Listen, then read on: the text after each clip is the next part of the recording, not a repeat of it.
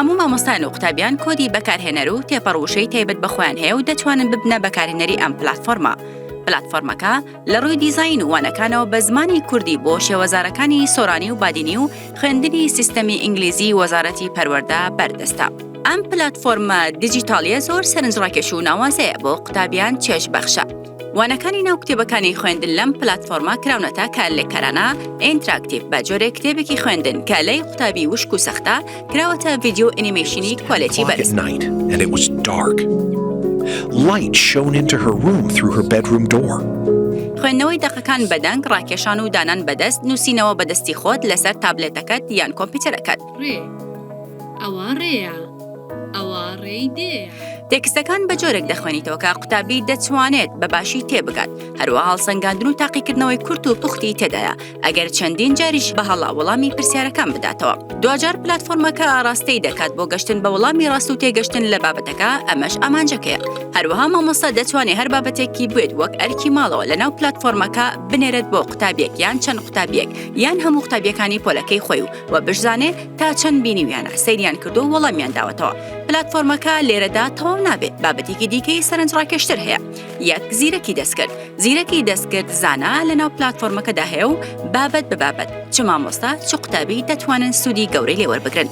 مامۆستا دەتوانێت وانە بەوانە پلانی وانەوتنەوەی فرەچشن و دەوڵەمەند بکات و پرسیار لە زانە بکە، دەتوانێت هەریکاری بێت لە پلانی وانەوتنەوەدا. زانیاری زێدەکی، نمونەهێنانەوەی دەروی کتێب، دانانی پرسیار، پشتبەستن بە میتۆدە نوێیەکانی پەداگۆجی بۆ وانەوتنەوە و چەندین بابەتی دیکە. هەروەها قوتابیانیش دەتوانن بە هەمان شێوە لە هەر بابەتێکی ناو کتێبەکان کە بەباشی تێنەگەشتون لە زانە سوودمەند بن و هەریکارێکی باشتر بێ بۆ تێگەیشتنیان. ئەم زیرەکە دەستکردە بە جۆرێک داڕەشاوە کە تەنها وەڵامدەری بابەتی پەروەردەی بێ. 2. پلانی وانەوتنەوە. بۆ ئەوەی کاراسانی بۆ مامۆستایان بکرێت، کارێکی ورد و گەورەکراوە بۆی بابەت بە بابەت پلانی وانەوتنەوەی ساڵێکی خوێندن مامۆستا دانراوە ئامادەیە کە هەفتانە چۆن وانەکە بڵێتەوە، هەروەها بۆشیان دیاریکراوە بە چه میتۆدێکی هاوچەرخ ئەو وانەیە بڵێنەوە. 3. تاقیگەی گریمانەیی. وەزارەتی پەروەردە هەمانگی کردووە لەگەڵ زانکۆی کۆلۆرادۆ لە ئەمریکا بۆ ئەوەی پلاتفۆرمی گریمانەیی لەناو پلاتفۆرمی قوتابخانەکەم جێگیر بکات.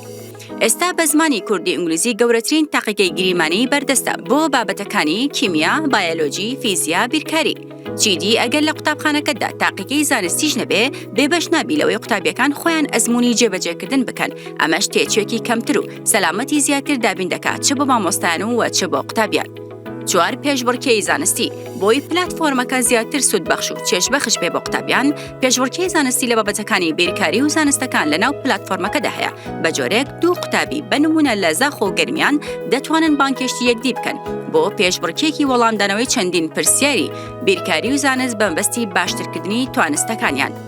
5. شەترەنج. یاریەکی چێژبەخش و هزری لەناو پلاتفۆرمەکەدا جێگیر کراوە. قوتابی دەتوانێت یاری شەترەنج لەگەڵ ئامێرەکەدا بکە. هەروەها دەتوانێت بزانێت چ قوتابێک لەسەر هێڵە و بانک هێشتی بکات تا پێکەوە یاری شەترەنج بکەن. ئەمەش توانە هزریەکانیان بەهێزتر دەکات. 6. پاڵپشتی سەرۆکوەزیران. با پاڵپشتی سەرۆک مەسرور بارزانی وەزارەتی پەروەردە لە لەندەن لەگەڵ کۆمپانیای گۆگڵ کۆبنەوەی سازدا کۆمپانیای گۆگڵ بڕیاریدا کە بۆ هەموو مامۆستایان و قوتابیانی کوردستان کە ژمارەیان زیاتر لە 2 ملیۆنە ئەکاونتی گۆگڵ فۆر ئێدیوکیشن بە خۆڕایی و بۆ هەمیشە بداتە مامۆستایان و قوتابیان. لە ڕێگەی فەرمانگەی تەکنۆلۆژیای زانیاری حکوومەتی هەرێمی کوردستانەوە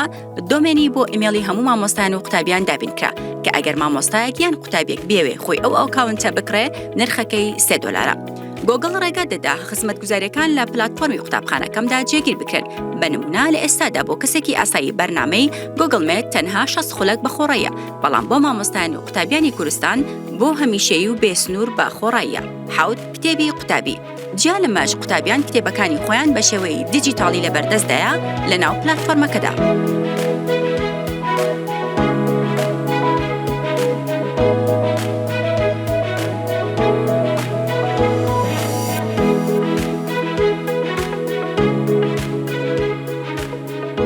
ناڵێم دەیکەین دەڵێم کردمان. مەسرور بارزانی.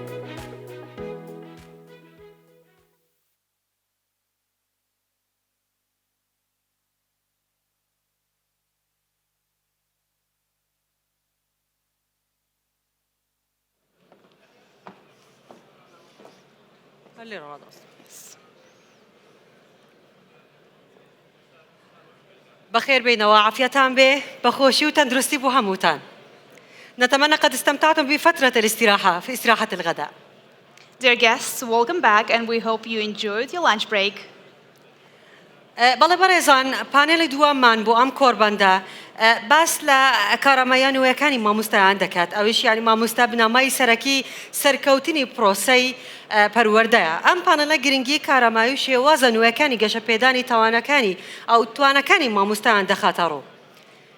إذن يعد المعلم الركيزة الأساسية لنجاح العملية التعليمية وتسلط جلسة الآن الضوء على أهمية الكفاءات المهنية وأحدث أساليب تطوير قدرات المعلمين. We're now ready to proceed with our second panel discussion for today, Emergent Skills for Teachers. ئێستاش ئەم بەڕێزانە مامۆستا جومعە خان بەرپرسی بەشی پەروەردە لە ڕێکخراوی یونیسف لە عێراق لەگەڵمان دەبێت لە ناو پانێلەکە پرۆفیسۆر زانە ئیسماعیل سەرۆکی زانکۆی کوردستان هەولێر لەگەڵ پرۆفیسۆر فەرهاد عەلی موستەفا یاریدەدەری سەرۆکی زانکۆی سەلاحەدین کە پسپۆر و ڕاهێنەری مامۆستایانە لەگەڵ ستەم کامل کە مامۆستای زانکۆی و توێژەری زانکۆی شاهانەی لەندۆن بەڕێگای ئۆنلاین هەروەها پرۆفیسۆر دکتۆر هیمداد عەبدولقەهار محەممەد بەرپرسی پانێلە هەروەها مامۆستای زانکۆ هەمویان لەگەڵ ئێمە دەبن بۆ پێشکەشکردنی پانێلەکە. السيد جمعة خان رئيس قسم التربية في منظمة اليونيسف في العراق مع بروفيسور دكتور زانة إسماعيل رئيس جامعة كردستان أربيل وأيضا بروفيسور فرهاد علي مصطفى مساعد رئيس جامعة صلاح الدين وخبير ومؤهل المدرسين وستم كامل رئيس جامعة وباحث في جامعة لندن عن طريق الأونلاين وأيضا مدير البانل بروفيسور هيمداد عبدالقهار محمد اللي هو مدير الحوار وأيضا أستاذ جامعي. بالتفضل نطلب منهم بالتفضل على الستيج لتقديم هذه الجلسة وهذا الحوار. And we're happy to welcome on this stage our panelists, Professor Jumat Khan, Chief of Education, UNICEF Iraq, Professor Zana Ismail, President, University of Kurdistan Hawler, Professor Farhad Ali Mustafa, Deputy President for Development and Training of Teachers, Salahuddin University, Erbil, Stam Kamil, University Lecturer and Researcher, University of London Online, and our moderator for today, Assistant Professor Himdad Abdul Kahar Mohammed. دستان خوش به. Thank you. ئەوکاتتان باش بەڕێزان عادەتەن لە پانەڵ ڕێکخەرەکەدا دەنیشی دوایەوان قسە دەکەن من دەمەوێت بە دەستپێک دەست پێ بکەم بە هەڵسانەوە دەست پێ بکەم. زۆر خۆشحاڵین بۆ ساڵی چوارەم لەسەر یەک وەزارەتی پەروەردە هەڵساوە بە ئەنجامدانی کۆربەندی پەروەردەی کوردستان کە هەر ساڵەی تیمێک یان بیرۆکەیەک دەکاتە تەوەری گفتوگۆکانی ئەو دوو ڕۆژەی کە تەرخان دەکرێت. ئەو پانەڵەی ئەمڕۆ ئێمە کە قسەی لەسەر دەکەین باز لە خاڵێکی زۆر گرنگ دەکات لە پرۆسەی پەروەردە ئەویش کارامەیە نوێیەکانی مامۆستایانە چونکە وەک دەزانن مامۆستا دڵی سیستەمی هەر پەروەردەیەکە بۆیە دەمەوێت دەستپێکەکە بە چیرۆکێکی زۆر کورت دەست پێ بکەم دوایی پانەڵستەکان دەناسێن و پاشانیش دەست بە گفتوگۆ و پرسیارەکان دەکەین. لە ساڵانی نەوەتەکان لە قوتابخانەیەکی سادە لە یەکێک لە گوندە دوورە دەستەکان قوتابیەک هەبوو ناوی ئاراس بوو. ئەو قوتابیە مامۆستاکانی لە دەستی بێزار ببوون لەبەرەوەی بە پێوەری ئەوان قوتابیەکی تەمبەڵ بوو قوتابیەک بوو ناچالاک بوو سست بوو. بەڵام ڕۆژێکیان مامۆستایەکی نوێ هاتە ئەو قوتابخانەیە ئەو مامۆستایە نوێیە ئەو شتانەی دەربارەی ئاراس نەدەزانی بۆیە کاتێک کە بینی ئاراس بەم شێوەیە سست و مات و مەلول دانیشتووە هەوڵیدا لی تێبگا هەوڵیدا لە دەرونی ئەو تێبگا بۆ ئەوی بزانێ چی لەگەڵ بکە ئەو بێئومێد نەبوو لێی ئەو مامۆستایە نوێیە بەڵکو دەرونی ئەو قوتابیەی خوێندەوە و توانی پەیوەندیەک و میانەیەکی لەگەڵ دروست بکە. ڕۆژێک بینی ئاراس لە دواوەی پۆلەکە دانیشتووە وێنەیەک دەچێشێ نەخشەیەکی کێشا بوو نەخشەکەی هەڵگرت لە جیاتی ئەوەی لێی تووڕە بێ بەسەریدا هاوار بکە نەخشەکەی بەرز کردەوە گوتی تەمەشاکەن ئێمە ئەندازیارێکی زۆر بلیمەت لە ناو پۆلەکەماندا هەیە بزانن چ نەخشەیەکی کێشاوە لە جیاتی ئەوەی سەرزەنشتی بکە لە جیاتی ئەوەی سەرکۆنەی بکە بەڵکو هانیدا تاکو بتوانێ متمانە بەخۆی بکە. دوای 20 ساڵ ئاراس لە زانکۆ تەخەڕوجی کردو بوو بە ئەندازیارێکی زۆر سەرکەوتوی ئەم نیشتیمانە. مامۆستاکانی ئەو قوتابخانەیە هیچیان لە زانیاری ناوەرۆکی بابەتی خۆیان کەم نەبوو. ئەوەی بابەتی مێژوو بوو دەیزانی، ئەوەی بابەتی بیرکاری بوو دەیزانی، ئەوەی نەقص بوو کارامەیەکانی زیاتر لە دەرزگوتنەوە زیاتر لە بابەتی ناوەڕۆک بوو، کارامەیی ڕەچاوکردنی لایەنی دەرونی ئەو قوتابیە، کارامەیی چۆنیەتی هاندان، کارامەیی جیاوازی تاکایەتی.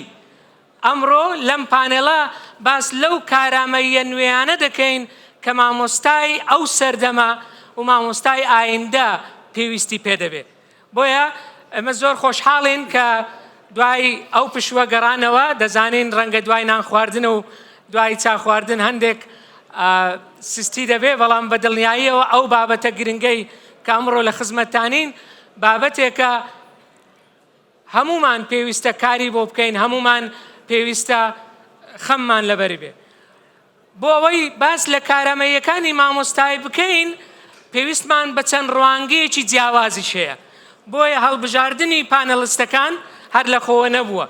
بە هەمانجی لەگەڵ جەنابی وەزیر لەگەڵ وەزارەتی پەروەردە لەگەڵ بەڕاوێژکردن لەگەڵ کەسانی پسپۆر پێمان باش بوو کارەمە نوێیەکانی مامۆستا لە ڕوانگەی ڕێکخراوێکی گەورەی وەکو یونیسف، هەروەها لە ڕوانگەی زانکۆیەکی وەکو زانکۆی کوردستان، هەروەها لە ڕوانگەی ڕاهێنەر و پسپۆرێکی شارەزا، هەروەها لە ڕوانگەی کەسێک کە شارەزا بێ لە بواری پێداگۆجی وانەوتنەوە، بۆ ئەوەی بتوانین هەموو بەیەکەوە ئەو ڕوانگانە تەواو بکەین تاکو لە کۆتاییدا بە مەجموعەیەک خاڵی دیاریکراو بە کۆمەڵێک کارامەیی نوێ بینە پێشەوە تاکو بزانین هەم وەزارەت هەم دامەزراوە خوێندنیەکان زانکۆیی بێ یان پێش زانکۆیی بێ بزانین کار لەسەر کارامەیی چ جۆرێک بکەین کە بە کەلکمان بێ بۆ ئەو سەردەمەی تەکنەلۆژیا و ژیری دەستکردەی ئێستا و هەروەها بۆ ئایندەش. بەڕێزان ئێمە کە خوێندن و پرۆگرام دادنێ بۆ ساڵێک و دوو داناندرێ بۆ نەوەیەک دادەندرێ.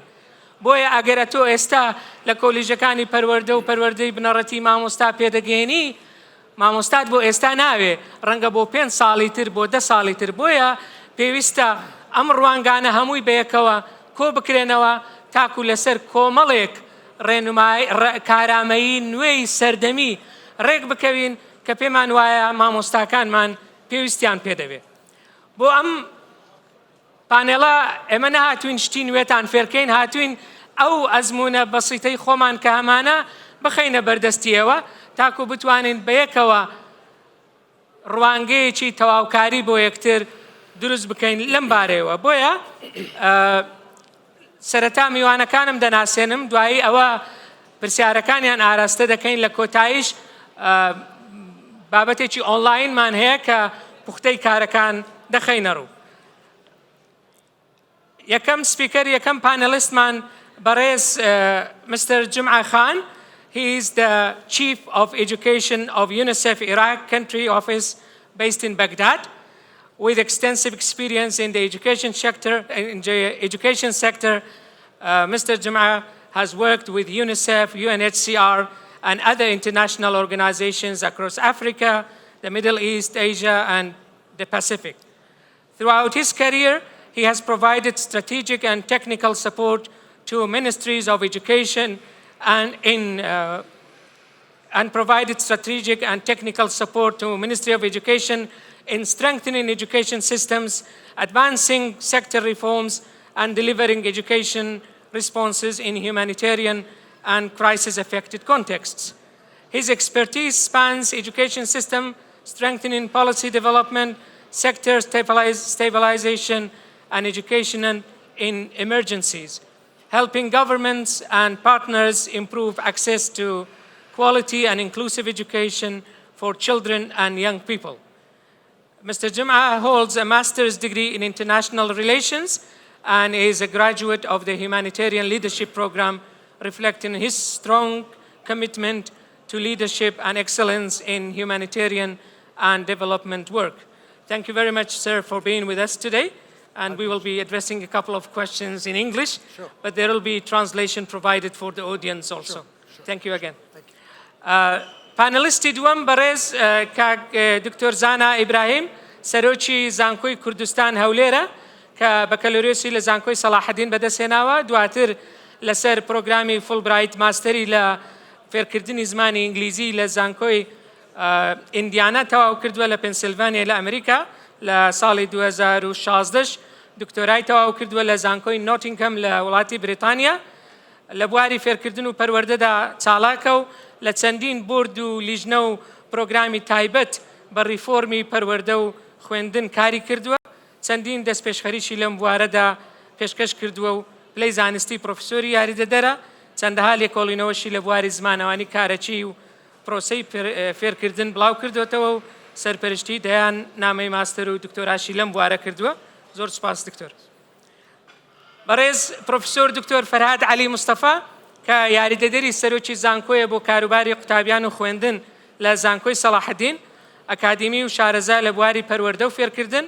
هەڵگری بڕوانامەی ماستەر لە زانکۆی مووسڵ هەروەها بڕوانامەی دکتۆرا لە زانکۆی سەلاحەدین پسپۆڕیەکەی پرۆفسۆرە لە ڕێگەکانی وانەوتنەوە و خەوەنی زیاتر لە 20 توێژینەوەی زانستی بڵاوکراوەیە لە گۆڤارە نێودەوڵەتی و نێوخۆیەکان هەروەها لە پسپۆڕی جیاوازەکانی ڕێگەکانی وانەوتنەوە نووسەری چەندین کتێبە لە بواری پەروەردە و سەرکردایەتی سەرباری کاری ئەکادیمی و کارجێڕیش لە بواری کاری خۆبەخشی و پەروەردەی کۆمەڵایەتیش چالاکە و سەرۆکی ڕێکخراوی ئاگایە بۆ ڕاهێنان و هۆشیاری زۆر سپاس هەروەها بەڕێز مامۆستا ستەم کامیل کە بە شێوەی ئۆنلاین لەگەڵمان دەبێ مامۆستا و خوێندکاری دکتۆرایە لە کینگز کۆلێج لە لەندەن ئەندامی گروپی توێژینەوەی گلۆبال ساوتە لە کینگز کۆلێجی لەندەن لە 2019 بۆ 2025 ڕاهێنەر و بەڕێوەبەری سنتەری پێداگۆجی و پەرەپێدانی ئەکادیمی بووە لە زانکۆی سلێمانی هەروەها ڕاهێنەری پێداگۆجی بۆ لە زانکۆکانی هەولێر و دهۆک و هەڵەبجە و چەرمە و لوبنانی فەڕەنسی لە هەولێر و پۆلیتەکنیکی سلێمانی هەروەها پۆلیتەکنیکی هەولێر ڕاهێنانی بە هەڵگرانی ماستەر و دکتۆرا کردووە هەروەها بەشدار بووە لە ڕاهێنانی مامۆستایانی وەزارەتی پەروەردە لە زانکۆکانی جیهانی سلێمانی مامۆستا بووە لە بەشی سیاست و پەیوەندی نێودەوڵەتەکانی زانکۆی سلێمانیش بڕوانامەی پێداگۆجی هەیە لە زانکۆی هامکی فینلەندا کە یەکەم وەجبەی ئەو ڕاهێنەرانە بوون کە سنتەرەکانی پێداگۆجیان لە زانکۆکانی کوردستان بەدەستهێنا و کەسێکی چالاکیشە لە بواری پەروەردە و فێرکاریدا منیش هیمداد عەبدولقەهارم لە زانکۆی سەلاحەدین و ئەندامی یەکێتی مامۆستایانی کوردستان و بەڕێوەبەری جێبەجێکاری ئەکادیمیای مێگا مایند پلەس بۆ پەروەردە و ڕاهێنان و ڕاوێژکاری پانێڵەکەمان بە پرسیارێکی گشتی بۆ هەمویان دەست پێ دەکەین بەڵام لە بەڕێز جومعەخانەوە دەست پێ دەکەم کە نوێنەرایەتی ڕێکخراوی یونیسێف دەکات ڕێکخراوێکی زۆر گەورەی سەر بە نەتەوەی گرتوەکانە بەڵام بەشی سێکتەری پەروەردەی زۆر چالاکە کە بەڕێزیان Chief of Education of Country Officer کە بەرپرسی بەشی پەروەردەی لە عێراق لە هەموو عێراق لە ڕێکخراوی یونیسێف کە ئەمڕۆ بە سپاسەوە لەگەڵمانە. Thank you very much, Mr. Jum'a, for being with us today, and we are going to start our first question with you, starting with a very general question that at the global level, we want to know how does UNICEF define the benchmarks for a modern teacher in the 21st century? Let's start with this general question and then we go into details. And if you allow me, for each question, 3 to 4 minutes so that we have a balanced time allocation for each panelist. Thank you very much. Thank you so much. And first of all, I would like to congratulate Ministry of Education and also the organizer. I think this event is very impressive,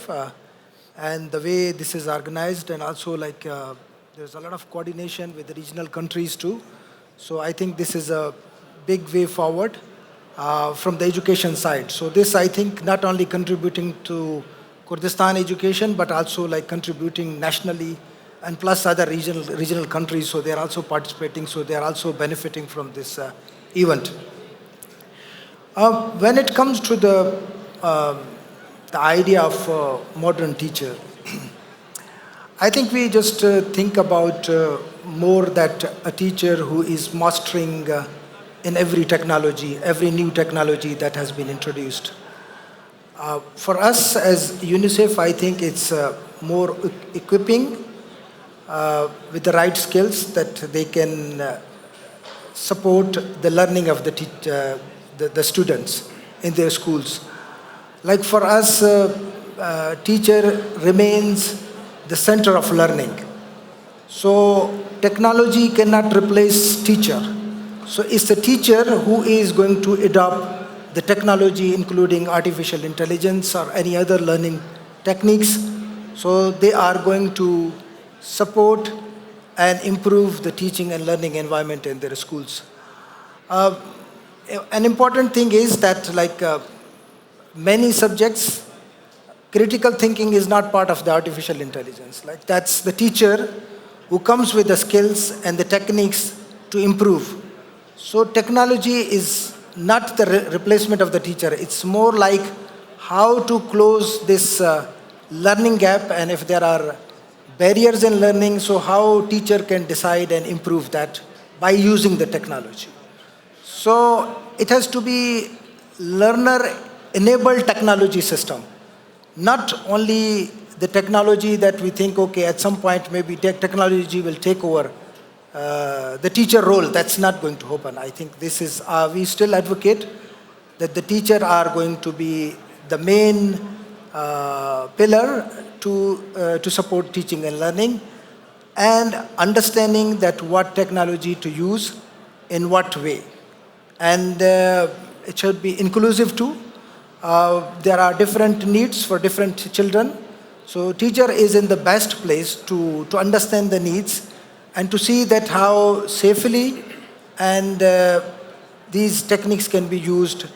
by using the technology and artificial intelligence in the regular teaching and learning environments. So that's all from my side. Thank you. Good. Thank you very much. So you touched upon a very important point, that teachers in the 21st century, the first thing they have to do is to work and try to integrate technology into their teaching, not only for their students, but also for enhancing critical thinking skill, which could be another skill. So thank you very much. I will come back to you with another question later on after the first round. Now I will استعدتما بشي دوم كب زماني كردية بانل كمان تكلية كالزماني كردي إنجليزي بوهواين بوانك تشان هي ترجمة به دتما لاي كاك دكتور زانا أجر ل روانجي زانكوية و تماشايشي كارمية كاني ما مستابكين إيوكو زانكو أجر بابلين ودابنين كاتك قطابياني آمادهی دێنە زانکۆکانی ئێوە چ زانکۆی حکومی بێ چ زانکۆی ئەهلی بێ هەست دەکرێت بۆشاییەک هەیە هەست دەکرێت گاپێک هەیە لە نێوان ئەوانەی کە چاوەڕوان دەکرێت ئێوە چاوەڕێ دەکەن لەگەڵ ئەوەی کە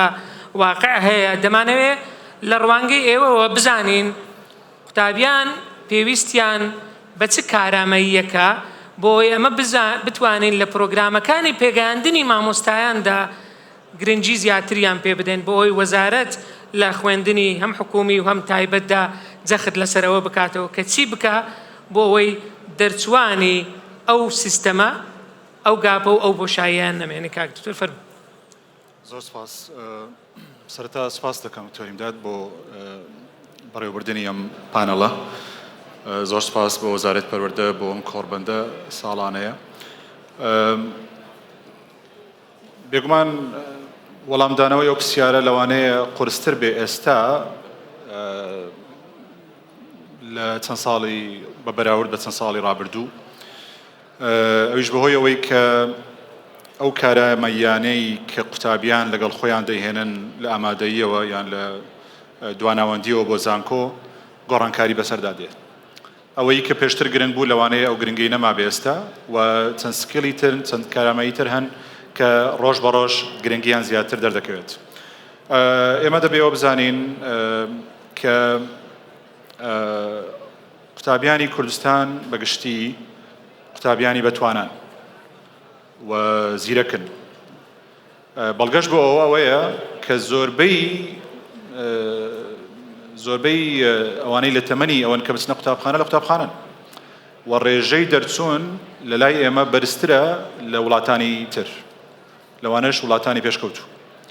کەواتە ناکرێ بڵێن کێشە لە قوتابیەکە خۆیدا هەیە یعنی دەکرێ بڵێن IQ یان ڕێژەی زیرەکی قوتابی کورد یان قوتابی کوردستان کەمتر نییە ئەگەر زیاتر نەبێ لە وڵاتانی پێشکەوتوو کێشەکە لەوەیە ئایا ئێمە چاوەڕوانی چیمان لە قوتابیانە هەیە طبعاً ئەمە بۆ هەمومان پرسیارێکی گرنگە کە دەبێ وەڵامی بدەینەوە و وەڵامەکەشی ئاسان نییە بەس بەڕای من پێویستی بەوەیە کە پێداچوونەوەی پێدا بکرێت ئایا ئێمە دەمانەوە قوتابی 100% بێنێت ئایا ئێمە دەمانەوە قوتابی دەرچێت ئایا ئێمە دەمانەوە قوتابی لەو بەشێک کە حەزی لێتی وەربگیرێت چییە کە لە قوتابی لێی داوا دەکەین یعنی جۆرێک لە چاوەڕوانی ئەکسپەکتیشن دروست کراوە طبعاً ئەمە بەهۆی ئەو سیستەمەیە کە ئێمە هەمانە کە لەوانەیە و من خۆشحاڵم کە جەنابی وەزیر لێرێ کە دەیەوێ ئەو ڤیژنەی هەیە بۆ گۆڕانکاری و بۆ چاکسازیکردن لەو سیستەمەی کە هەمانە ئەویش ئەوەیە کە ئایا تەنها قوتابی بە دەرچوون لەوانەکان دەکرێت بڵین تۆ هەموو ئەو شتانت هەیە کە لە ژیان پێویستە ڕەنگە ئەگەر پێشتر بمانتانی باە قسێ بکەین ئێستا نەتوانین قسێ بکەین ئێستا دەبێ بڵین بە قوتابی کە بێزگە لە دەرچوون لە دەرسەکانت بێزگە لەوەی کە دەرەجەیەکی باش بێنیت شتی تر هەیە کە گرنگە و تەنها دەرچوون و بەدەستهێنانی نمرەیەکی باش ئاماژەیە یان ئیندیکیشنی ئەوەیە کە تۆ IQت بەرزە یان ڕێژەی زیرەکیت کە زۆر بەشی ئەوەیە ینی ویراسیە بۆ ماوەیە یعنی ڕێژەی زیرەکی تا حەدێکی زۆر بۆ ماوەیە بۆیە ئەوانەی کە دێن بۆ زانکۆ جیاوازن یەکەمیان لەوە جیاوازن کە هەریەکەیان IQ-یان جیاوازە دومیان لەوە جیاوازن کە لە چ ژینگەیەکەوە هاتوون بەڵام ئەو جیاوازیە گرنگە کە هەبێت و ناشتوانی نەیهێڵیت بەڵام گرنگە ئەوەیە هەموو قوتابیەک ئەو دەرفەتەی بدرێتێک کە بتوانێت لەو بوارەی کە دەیەوێت تێیدا سەرکەوتوو بێت و بەردەوام بێت لە زانکۆ بەڕای من گرنگترین ئەو کارامەیانەی کە قوتابیانی ئێمە دێن کە دواناوەندی و ناوەندی تاو دەکەن و پێویستیان بەوەی کە هەیان بێ و لەوانەیە نیان بێت یان بە ڕێژەی پێویست نییە یان جیاوازە لە بینی قوتابخانە ئەهلی و حکومیەکان ئەوەیە کە توانای فێربوونیان توانای lifelong learning یعنی بە خۆیان بتوانن ڕێڕەوی فێرکردنی خۆیان بدۆزنەوە ئەوەیان لاوازە بۆیە ئەمە تەسیر دەکاتە سەر ڕێژەی هەبوونی ڕێژەی کۆنفیدەنس واتە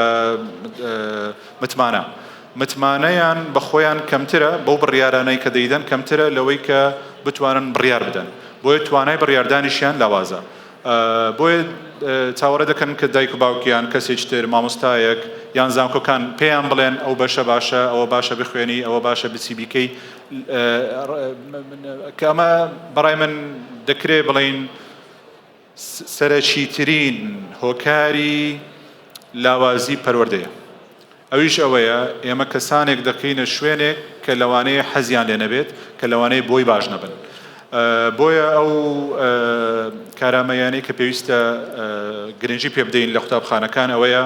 کە قوتابی ئازاد بکەین قوتابی ئازاد بکەین لەوەی کە چۆن بیرکاتەوە چی دەوێت بۆ خۆی چۆن بتوانێت ئەوە بەرەو پێش بە و بێجگە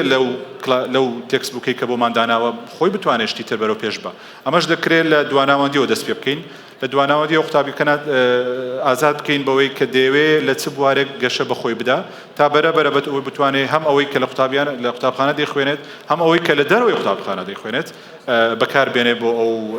بەرەو پێشچوونی ئەو کارامەیانە کارامەی تر زۆرن لەوانە چۆنێتی ڕاهاتن یعنی ڕاهاتن بەڕاستی ئێستا لەوانەیە گرنگترین کارامەیی بێ کە نەکرد بۆ قوتابی بۆ هەمومان پێویستە چۆن بتوانین لەگەڵ ژینگەیەکی نوێ لەگەڵ بارودۆخێکی نوێ لەگەڵ سەردەمێکی نوێ بگونجین و لەبەرەوەش کە گۆڕانکاریەکان ئەوەندە خێران ڕەنگە توانای ڕاهاتن گرنگترین کارامەیی بێ کە لە ساڵانی داهاتوو پێویست بێ دەست خۆش بێ دکتۆر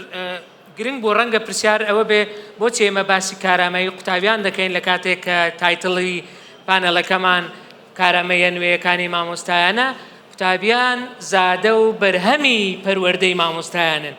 بۆیە ناکرێت و بڵێ ئەو قوتابی لەخۆوە ئەو شتەی وەرگرتووە لەخۆوە ئەو کارامەیە گرتووە ئەگەر لە شوێنێکەوە وەری نەگرت بێ ئەگەر پەروەردەکارێک و فێرکارێکی نەبێ کە زۆربەی کات مامۆستاکانن ئەو فێرکارەکاتە توانای فێربوون بە ژمارەیەک هەروەها توانای متمانە بەخۆبوون و توانای بڕیاردان و پشت بەخۆبەستن و لە کۆتاییشدا توانای لێ ڕاهاتن لەگەڵ دۆخی نوێ لەگەڵ بارودۆخی نوێ ئەوانن کە دەکرێت ئێمە لە داهاتوو لە ئایندەدا بیریان لێ بکەینەوە چۆن وا بکەین قوتابخانە و پۆلەکانمان ببنە شوێنێک کە ئەو کارامەیانەی تێدا بەدەست دەهێنرێ. دەستخۆش دکتۆر زۆر سپاس بۆ پابندبوون بە کاتەکەش. ئێستا دەچمە لای کەسێکی پسپۆر و شارەزا کە هەم خاوەنی کتێب و هەم ئەزمونێکی زۆرە لە بواری ڕەچاوکردنی لایەنی دەرونی با بڵێن قوتابیانش و بەپێی سیڤەکەی من ئاگادارم لە نەنووسیە بەڵام کتێبێکی هەیە بە ناوی فۆرماتی دەرونی. ئەو کاک دکتۆر فەرهاد لە نێوان نەوە نوێیەکان چ نەوەی زێد بێ نەوەی ئەلفا بێ نەوەی بێتا بێ کە لە داهاتوو دێن ئەوانەی کە دێنە زانکۆکان و لە نێوان مامۆستایانیش هەست دەکرێت بۆشاییەکی پەیوەندی هەیە پەیوەندیکردن لە نێوان قوتابیان و مامۆستایان. ئەو بۆشاییە بە چ کارامەیەک دەتوانین پڕی بکەینەوە یعنی چ بکرێ بۆی ئەو لایەنە دەرونی کۆمەڵایەتیە ناوی چی لێدەنەی یان کارامەیی دەرونی کۆمەڵایەتی بتوانین مامۆستایان پێکەوە ئەو بۆشاییە پڕ بکەینەوە یان ئەو دابڕانە پەیوەندیەی کە لە نێوان نەوەکانی ئێستا و ڕەنگە ئایندە لەگەڵ مامۆستایانی پێشووتر نەمێنێتن. فەرموو. دەستخۆش زۆر سپاس بە ناوی خودای بەخشندە و مێرەبان. سەرەتا زۆر سپاس بۆ جەنابی وەزیر بۆ وەزارەت بۆ دەستەی کارگێڕی بۆ ڕێخەرانی ئەم کۆربەندە و بۆ بەڕێستان وەکو بەڕێوەبەری پانێڵ بۆ برایەن پانێلستەکان. سەبارەت بە پرسیارەکەت بۆشایی لە نێوان نەوەکان بڵێ بۆشایی هەیە بەڵام بە تایبەتی باسی ئەلفات کرد لەگەر زێد ئەوانە لێکنێزیکن دەکرێت برێن بۆشاییەکە وەکو پێویست زۆر بۆشاییەکە بەو شێوەیە نییە بەڵام بۆشایی هەرە گەورە لە بینی مامۆستا و لە بینی ئەو دوونەوەیە لە بینی ئەلفا و لە بینی زێد زۆر گرنگە مامۆستا ئەو بۆشاییە پڕ کاتەوە بە لێهاتوویی بە کارامەیی بە زانست بە خۆ ئامادەکردن بە ڕاهێنان بە بەرزکردنەوەی تواناکان ئەو بۆشاییە پڕ دەکرێتەوە. بۆ پڕکردنەوەی ئەو بۆشاییە ئەمە دەبێ بزانین نەوەی زێد چێنە ئەوانە و مامۆستا دەبێ بزانی نەوەی ئەلفا چێنە ئەوانە. بۆ نمونە ینی نەوەی زێد ئەو کەسانن کە تەمەنیان لە نێوان 14 15 16 هەتا 20 هەتا 25 ساڵیە ینی نەوەیەکەن لە ئێستا لە وەزارەتی پەروەردە لە ئامادەیین لە قۆناغی ئامادەین لە قۆناغی پەیمانگان لە قۆناغی زانکۆن ئەوانە تایبەتمەندی جیاوازیان هەیە. زۆر گرنگە مامۆستا دایک و باوک لەو تایبەتمەندیانەی ئەو نەوەیە تێبگاتن بیرکردنەوەیان خێرایە لێهاتوونە زیرەکن نەوەی سۆشیال میدیانە لە ئینستاگرام و لە فەیسبوک و لە سناپچات و لە تیکتۆک حەزیان لە ڤیدیۆی کورتە بەڵام یەک کێشەیان هەیە تەرکیزیان خێرا نییە یاخود تەرکیزەکەیان کەم دەبێتەوە. لە توێژینەوەکان باسی 8 دەقە دەکا 8 خولەک لە بۆ 10 خولەک تەرکیزی ئەو نەوەی زێد لەگەر مامۆستایەکەیە لەگەڵیتی پاشی 8 خولەک تەرکیزەکەی دەڕوا خەیاڵی دەڕوا فکری دەڕوا پێویستە مامۆستا زیرەک بە لێهاتووی بیان گەڕێنیتەوە. ئەوەیان دەتوانین چارەسەری بکەینە تا ئێستا وەکو پێویست بووە بەڵام ئەوەی کە کێشەکە بۆشاییەکە زیاترە لە نێوان نەوەی ئەلفایە. نەوەی ئەلفا ئەوانەی لە 2013 لەدایک بووینە تا 2024 با بڵێن تەمەنیان لە 3 ساڵیە 4 ساڵیە تاکو دەگاتە 14 ساڵی ئەو تەمەنەیە. ئەوانە ڕۆڵەی خۆمانن منداڵی خۆمانن قوتابیەکانی خۆمانن ئەوانە نەوەی ئایپادن یعنی کە لەدایک بووینە و چاویان کردەوە لەگەر تەکنۆلۆژیا چاویان کردەوە لەگەر ئایپادا لەگەر ئایا لەگەر سمارت بۆردا لەگەر تەچ لەگەر لەمس ئەوانە بەو شێوێ مامەلە دەکەن ئەوانە زیرەکن دەبی مامۆستا لەوان زیرەکتر بی لە ڕووی دانوستان ڕازیکردن قەنەعەت پێهێنان قسەکردن لەگەریان لێک نێزیک بوونەوە ئەوە زۆر زۆر گرنگە ئەوانە کێشەیەکیان هەیە تەرکیزیان دێتە خوارێ لە نێوان 3 خولەک 4 خولەک تاکو 5 خولەک تەرکیزی دەڕوا یعنی زۆر قورسە مامۆستا بتوانی لەگەر منداڵێک لەو تەمەنە 7 ساڵ 8 ساڵ 9 ساڵە تا 12 ساڵی بۆ ماوەیەکی درێژ لەگەریبی دەبێت تەکنەلۆژیا بەکاربێنی بە زمانی ئەو قسە بکە لەو تێبگاتن مامۆستا بتوانێت کەراوەستاوە لەو بۆشاییە ئێمە وەکو مامۆستا داوا دەکەین قوتابیەکان بێنە لامان بەڵام ڕێک پێچەوانەیە لەگەر ئەو نەوەیە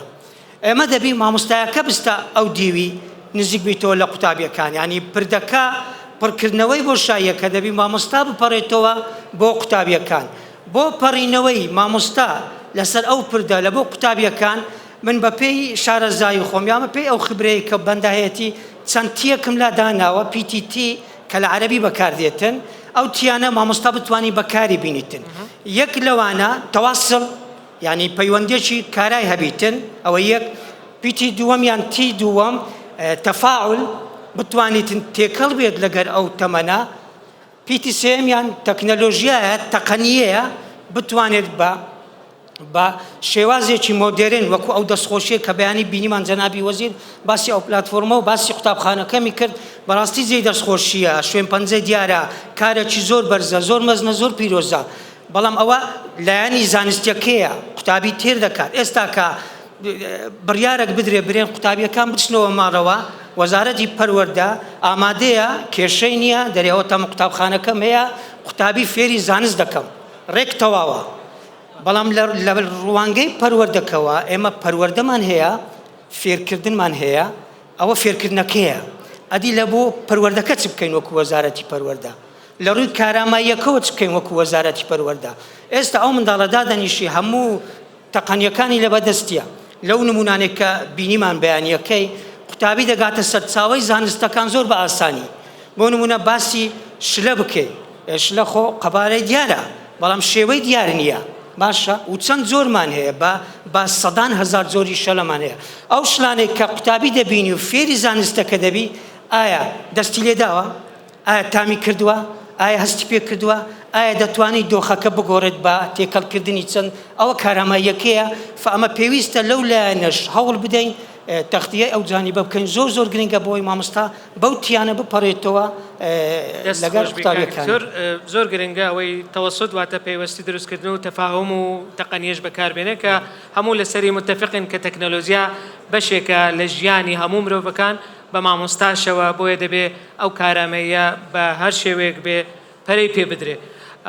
I will move back to Mr. Jum'a again for the second question. Dr. Zana and Dr. Farhad talked about the skills that teachers need and students actually need, starting from lifelong learning, using technology, that what you have said also. But we want, based on your experience with the Iraqi system and with the Kurdistan training programs, to what extent do the competencies that you talked about are currently embedded in Kurdistan's teacher training programs, that they align with these international trends and technological transformations based on your experience with the teacher training programs here? I think the Ministry of Education here in Kurdistan, they are making very good progress to modernize teacher professional competencies. Compared to many other countries I've been, but I see that there is a commitment from the Ministry of Education and also from the government of Kurdistan to support and to modernize the teacher competencies. Yes. That's happening, which is very positive. And this thing is not just focusing on subject matter related topics, but this is going beyond, and that include like pedagogical child center pedagogical techniques and how to introduce digital learning and how to transform education from the traditional teaching and learning to more modern like digital learning and online learning. So there is a progress, and this is also aligned with the steps that the Ministry of Education is taking together with other partners. For instance, UNICEF has been working closely with the Ministry of Education on introducing an application of this Al-Rehanan. E-Rehanan, that's the digital platform for the teacher professional development. So UNICEF is supporting Ministry of Education in this, and there are a number of topics, and there is a lot of focus that how we can modernize and include more and more technology-oriented topics in that, and child-centered topics in that, and child-centered also how this can be more connected with the technology, and how to basically moving beyond the traditional face-to-face learning. Like for instance, if you go with the traditional teacher training topics, so they are more like you have to bring all the teachers in one place. Huge logistics, and then it's more like, the investment from the government to bring all the teachers. So this platform that the ministry has introduced, that is going to avoid more face-to-face learning. So it's going to be more like if you are a teacher somewhere in a remote area, so you can still access the technology, you can go through the training parts, and you can improve your skills, and if there are any skills still you need, there are support mechanism, and the monitoring system is in place. And the second part is about the modernization, that's Kutabkhana. Kutabkhana is like a very good modern interactive learning platform. So that's also like is going to be aligned with the teacher training module. So I think in future that's going to be more, these two are going to be more integrated,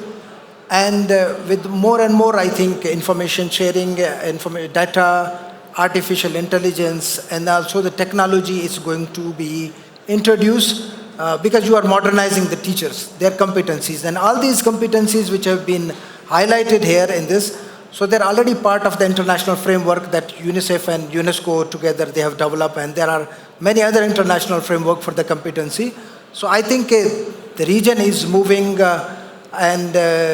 changing its pace to transform education into more like digitalizing and the science and technology. I think that's the best thing. Thank you. Thank you very much. You touched upon two important projects of Ministry of Education, actually, E-Rehanan and Kutabkhana Kam, which are very important and kind of turning points in the reform of the education system, and thanks for UNICEF for supporting these projects. Thank you, sir. چۆن با بڵێن وەزارەتی خوێندنی باڵا و زانکۆکان هەندێک جار گلەییان هەیە لە مخرەجاتی وەزارەتی پەروەردە کە قوتابیان دێنە ئەوێ کێشەی کارامەییان هەیە، خۆ ئەمەش لە زانکۆکان کە مامۆستا دەنێرین ئەوانیش کێشەیان هەیە لەگەڵ مامۆستاکانی ئێمە. بۆیە کاک دکتۆر زانا وەکو زانکۆکان چۆن دەتوانین ئێمە لە بەرهەمهێنەرێکی بڕوانامەی ڕووتەوەیان وەرەقیەوە خۆمان بکەین بە پێگەیەنەر و پەرەپێدەری مامۆستایەک کە داهێنەر بێ کاتێک کە ئێمە دەینێرین ئامادە بێ. من دەزانم ئەو کێشەیە هەیە، ئەو ناتەواویە هەردوو لا گلەیی دەکەن لەوەی کە تەڵەبە دێتە زانکۆ ئامادە نییە، بەڵام کە مامۆستاش دەنێردرێتەوە بۆ وەزارەت ئەویش ئامادە نییە، وەزارەتیش دەبێت ڕاهێنانی بۆ بکاتەوە و دووبارە وەکوەیە لە سفرەوە دەست پێ بکاتەوە بۆی ئامادەی بکات. زانکۆکان چۆن دەتوانن چیتر نەبن بە شوێنی تەنها بڕوانامەی مامۆستایەتی، بەڵکو ببنە پێگەیەنەری مامۆستایانی داهێنەر بە تایبەتیش لە ڕێگەی کۆلیژەکانی پەروەردە و پەروەردەی بنەڕەتی ئەوانەی کە کار لەگەڵ مامۆستایی دەکەن. زۆر سپاس، پرسیارێکی زۆر جوانە. من دەمەوێت لەوە دەست پێ بکەم ئایا ئەوانەی ئێستا دەبنە مامۆستا یان مامۆستان چۆن ڕوون بە مامۆستا. بەلای منەوە مامۆستایەتی ئەوە نییە تۆ لە بوارێک زیرەک بیت، بەڵکو زیاتر لەوەیە. و ئێمە ئێستا ڕەنگە بەهۆی ئەوەی کە ڕێژەی ئەوانەی کە خۆیان دایانەوێ ببنە مامۆستا کەمتر بێت لە ڕێژەی پێویست بۆیە ناچارین هەر کەسێ حەز بکە بیکەین بە مامۆستا. بەڵام ئەگەر تێبینیتان کردبێت لە کوردستان ئێمە شتێکمان نییە بە ناوی شوێنێک بۆ ڕاهێنانی مامۆستا. ڕاستە ئێمە کۆلیژی پەروەردەمان هەیە، کۆلیژی پەروەردەی بنەڕەتیمان هەیە، بەڵام پرسیارەکەوەیە ئایا چی دەخوێنین؟ چۆن مامۆستا ڕادەهێنین بۆی بتە مامۆستا لەو کۆلیژانە؟ ئایا پێیان دەگەێنین بۆی ببن بە مامۆستا یانیش لە بوارێک لە بوارەکان لە بواری فیزیا بێ، کیمیا بێت، ماتماتیکس بێ، زانستی ئەو بوارەی پێ دەڵێن و ئیتر ئەوەی تر لەسەر خۆی دەمێنێ کە چۆن دەبێتە مامۆستایەکی باشیان نا. بوون بە مامۆستایەکی باش ئەوە ڕای شخصی منە،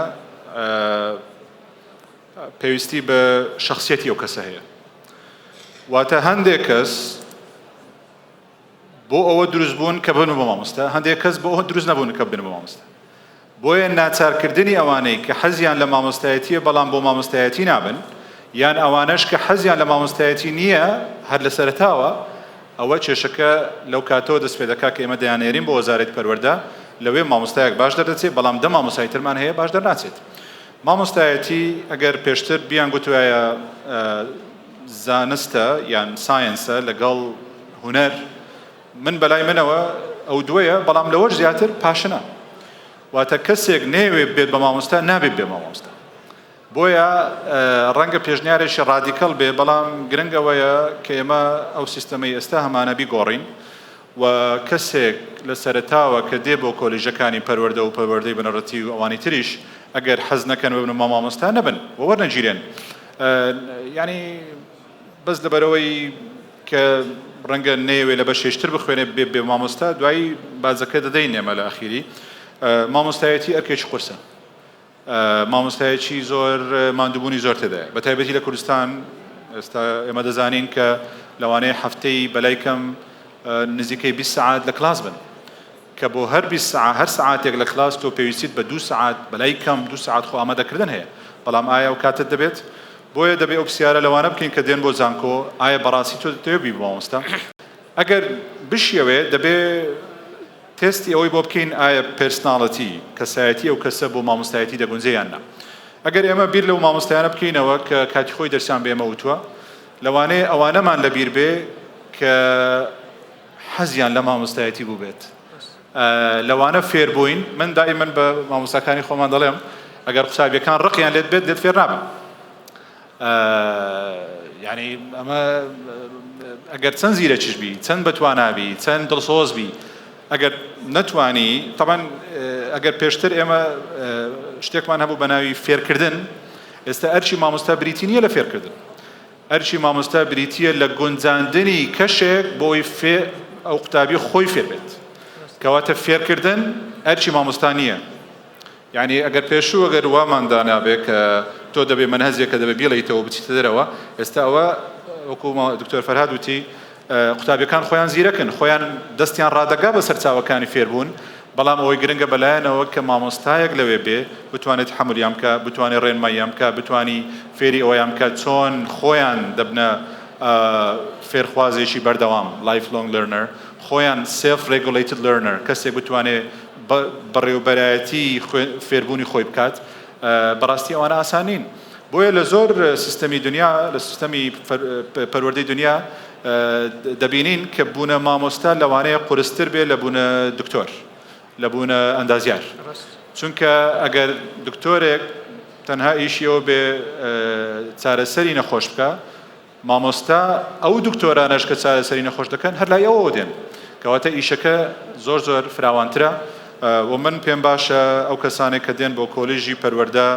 پێرسناڵەتی تەستێکیان بۆ بکرێت، واتە تاقیکردنەوەی کەسایەتی. ئایا تۆ کەسایەتیی دەتوانی تەحملی 20 کەس بکەیت کە هەر یەکەیان بە شێوازێک فێر دەبێت؟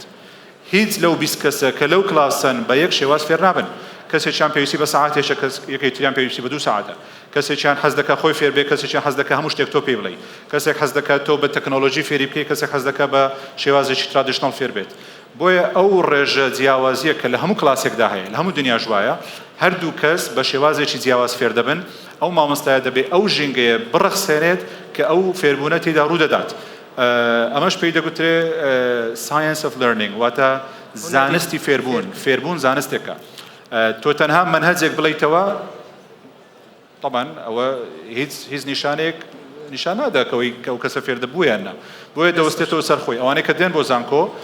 هەیە باش فێر بووە هەیە باش فێر نەبووە وەکو دەڵێ لەسەر ئاستی توانای خۆیان شتێکی تر بەڕاستی کە دەبێ من دەمەوێت ئاماژەی پێ بکەم بە کورتی ئەویش ئەوەیە کە سیستەمی پەروەردەی ئێمە لە پرسیاری پێشوش وەڵامدایەوە کە دەبێ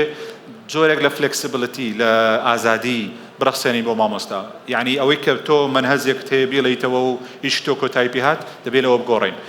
ئێمە خۆمان دەزانین سیستەمی پەروەردە لە فینلەندا لەوانەیە باشترین سیستەم بێ بەڵام زۆرترین فلکسیبلیتی تێدایە زۆرترین ئازادی ڕەخساندووە نەکەم بۆ قوتابی بۆ مامۆستاش بەڵام یەک شت گرنگە ئەویش ئەوەیە لەو سیستەمانە من تەسەوڕ دەکەم لە هەندێ سیستەمی پەروەردەی تازە هەڵکەوتووی وەکو چاینا و کۆریای باشوور و ئەوانەش ئێستا بەرەو ئەوە دەچن کە قوتابخانە ببێتە شوێنێک بۆ پەروەردەبوون نەک بەس بۆ فێربوون بۆیە کاتێکی زیاتر لە قوتابخانە دەمێننەوە بەڵام بێزار نابن کاتێکی زیاتر لەگەڵ مامۆستایەکە بەسەر دەبن بەڵام بێزار نابن بەڵام لای ئێمە دکتۆر باسی کرد کە ئەتێنشن سپانی نەوەی نوێ نەوەی ئێستا تەنها تا 4 دقەیە دوای ئەوە تۆ مامۆستاکە دەبێ ئینتەرتێنی بکەی بەڵام ئایا ئەو مامۆستای دەتوانێت ئەوە بکات؟ دەست خۆش بێ زۆر سپاس دکتۆر زانا دەستت لە سەبرینەکاندانا و هەندێک هەنگاویش دراون بەرەو ئەو ئاراستەیە کە باستان کرد یەک لەوانە هەتا گۆڕانکاری لە یاسای وەزارەتی پەروەردە کە بۆتە دوو بەش وەزارەتی پەروەردە و فێرکردنە کە ئەوە ئێستا بەجددی کاری لەسەر دەکرێت بۆ ئەوەی هەردوو تایەکە ئەگەر هەردوو تای تەرازوو بێ بۆی کاری لەسەر بکرێت پێشتر کاری لەسەر کراوە بەڵام خۆتان دەزانن هەم گۆڕینی یاسایەک هەموو جێبەجێکردن و ئەوانە کاتی دەوێت بەڵام زۆر گرنگە گرنگی بە وەرگیران لە کۆلیژەکانی پەروەردە و پەروەردەی بنەڕەتی بدرێت من لەبیرمە کاتی خۆی ئێمە کە مامۆستایانیش دەهاتنەوە بۆ خوێندن وەکو معلم مجاز ئێمە مقابلەمان دەکرد بۆی بزانین ئایا دەتوانێت بەردەوام بێ دەتوانێت بەردەوام نێ بۆیە لە سەرەتای وەرگرتنەوە جگە لە نمرە دەبێت تێستی تر هەبێ بۆ وەرگرتن هەندێک جار بۆ زمانەکان ڕەنگە ئیمتیحانی لە باقە و قسەکردنیش بێتە گۆڕێت و ناکرێ هەر کەسێک وەربگیرێ بێتە کۆلیژەکانی پەروەردە و ببێتە مامۆستا مەبەستمان جیاوازیکردن نییە مەبەستمان ئەوەیە گرنگی زیاتری پێ بدەیت وەکو گوتیشت لە وڵاتان بوون بە مامۆستا زۆر قڕسترە لە بوون بە ئەندازیار و بوون بە پسپۆڕی تەنانەت وانە گوتنەوەش لە قوتابخانەکان ڕکوایرمێنتی زۆر بەرزترە بۆ نمونە ئەگەر بتێت لە باخچەیەکی منداڵان لە دەرەوە بدەرز بڵێەوە تۆ ناتوانیت تەنها بەکەلۆریۆسێکت هەبێ و بەس بەڵکو دەبێت شەهادەی تایبەتیت هەبێ بەو بوارە زۆر سپاس بۆەوە کاک دکتۆر فەرهاد دێمەوە لای جەنابەت بە پێی ئەزمموی تۆ لە ڕاهێنان دەزانم هەم لە ڕێکخراوی ئاگا هەم وەکو ڕاهێنەرێکی سەرکەوتووی بوارەکەی خۆشت ئێستا ئەو جیلە لە هەر ئاستێکی خوێندن دەیگری دەتوانی دەستی بە زانیاری ڕادەگا بۆیە مامۆستا دەبێت بیر لە گۆڕینی ڕۆڵی خۆی بکاتەوە ئێمە چۆن دەتوانین مامۆستا ڕابهێنین لەسەرەوەی گۆڕانکاری لە ڕۆڵی خۆی بکە وەکو سەرچاوەی زانیاری بەڵکو ڕۆڵەکەی بگۆڕێ بۆ وەکو ڕاهێنەر وەکو هاندەر وەکو چاودێر بۆ نمونە دەست خۆشبی زۆر سپاس لە ڕاهێنانەکان ئەم دوو پرسیار هەیە دەکەم زۆر گرینگە یەکیان پێناسەی مامۆستایە ئەویت کەیان پێناسەی وانەوتنەوەیە بەشداربووان و مامۆستا بەڕێزەکان پێناسەی مامۆستام دەدەنێ بە دەیام بە سەدام پێناسە هەیە و هەمووشی تەواوە بەڵام ئەو پێناسەی کە لە بۆی چوویمە بۆ نمونە مامۆستا مهمەی مامۆستا بریتیە لە کەسایەتیە کە کاریگەری دەخاتە سەر قوتابیان ئاراستەکردنیان هاندانیان بەرەو ئامانجە پەروەردەییەکان یعنی ڕۆڵی مامۆستا دەبی کاریگەری هەبیتن ئەگەر مامۆستا کاریگەری نەبوو لەسەر قوتابیەکە ناتوانی ئەرکەکانی پێجێ بەجێ بکە بۆ نمونە هەر بەڕاهێنان بە قوتابیەک دەرێم یان بە مامۆستایەک دەرێم زەحمەت نەبی ئەو کورسیە هەرگرە لە شوێنی خۆت کورسیەکە هەردەگرێت بەڵام ڕاوەستاوە چاوەڕێ من دەکا بیباتە چێندەر فەمن وەکو مامۆستایەک کاریگەریم هەیە وەکو ڕاهێنەرێک کاریگەریم هەیە پێم گوت فەرموو ئەو کورسیە لە شوێنی خۆت هەڵیگرە کورسیەکەی هەرگرتووە ڕاوەستاوە سەیری من دەکا کە ئاراستەم کرد بەڵێ فەرموو ئەلێرەی دابنێ و و بەو شێوەیە دابنێ ئەو بەو شێوەی مامۆستا قوتابیەکە منهەجێکمان پێ هەرگرتووە منهەجێکی قورسە لەو دەرسانەی کە وەری گرتووە بەڵام مامۆستا دەبی کاریگەری هەبی و دەبی ئاراستەشی بکە چۆن بەو شێوەیە شوێنەکەی دیاری بکە و هانی بداتن کەواتە پێناسەی مامۆستا دووبارەی دەکەمەوە کاریگەری خستنە سەر قوتابیان ئاراستەکردنیان هاندانیان بەرەو ئامانجە پەروەردەییەکان ئەوە وەکو مامۆستا بەڵام وەکو وانەوتنەوە ئەو مامۆستا بەڕێزە ئێستا دێ وانەکە دەڕێتەوە چ بابەتێک پێشکەش دەکا هەر بابەتێک بێت هەر پسپۆریەک بێ پێناسەی وانەوتنەوە جێگیرە پێناسەی وانەوتنەوە بریتیە لە گەشە پێدان بەلایانی زانستی کارامەیی و ڕەفتاری یعنی ئەمە زۆر جار ئەوە دووبارە دەکەینەوە وەکو قوتابی یعنی تەنمیە بە چ بداتن knowledge skills attitude ئەو سێە وەکو سێ گۆشە گوایە با بڵێن ئەو سێ گۆشەی کە ئێمە دروستی دەکەین گۆشەی یەکەمی زانیاریە زانستە هەرچی پێداویستیەکانی لە ڕووی ڕاستیەکانە تیوەریەکانە ڕێگاکانی وانەوتنەوەیە شێوازەکانە ئستراتیجیەکانە یاساکانە ئەوانەی هەموو لەبەردەستە وەکو ئەوەی بینیمان هەمووی ئامادە کراوە ئەوە لایەنە زانستیەکەیە لایەنی دووەمی کە لایەنی ئەتەتیوت یعنی ڕوانگە ئاراستا ڕەفتار هەڵسوکەوت حەز و ئارەزوو مەیل و خۆشەویستی و دڵسۆزی نزیکبوونەوە لە بابەتەکەی ئەمە لێرە کێشەمان هەیە لێر کوانە لە بابەتی ئەتەتیوت دەبی مامۆستا بە شێوەیەک بەرپرسیارەتیەکە هەرگری بۆی بتوانانی مافی ئەو وانەوتنەوە بداتن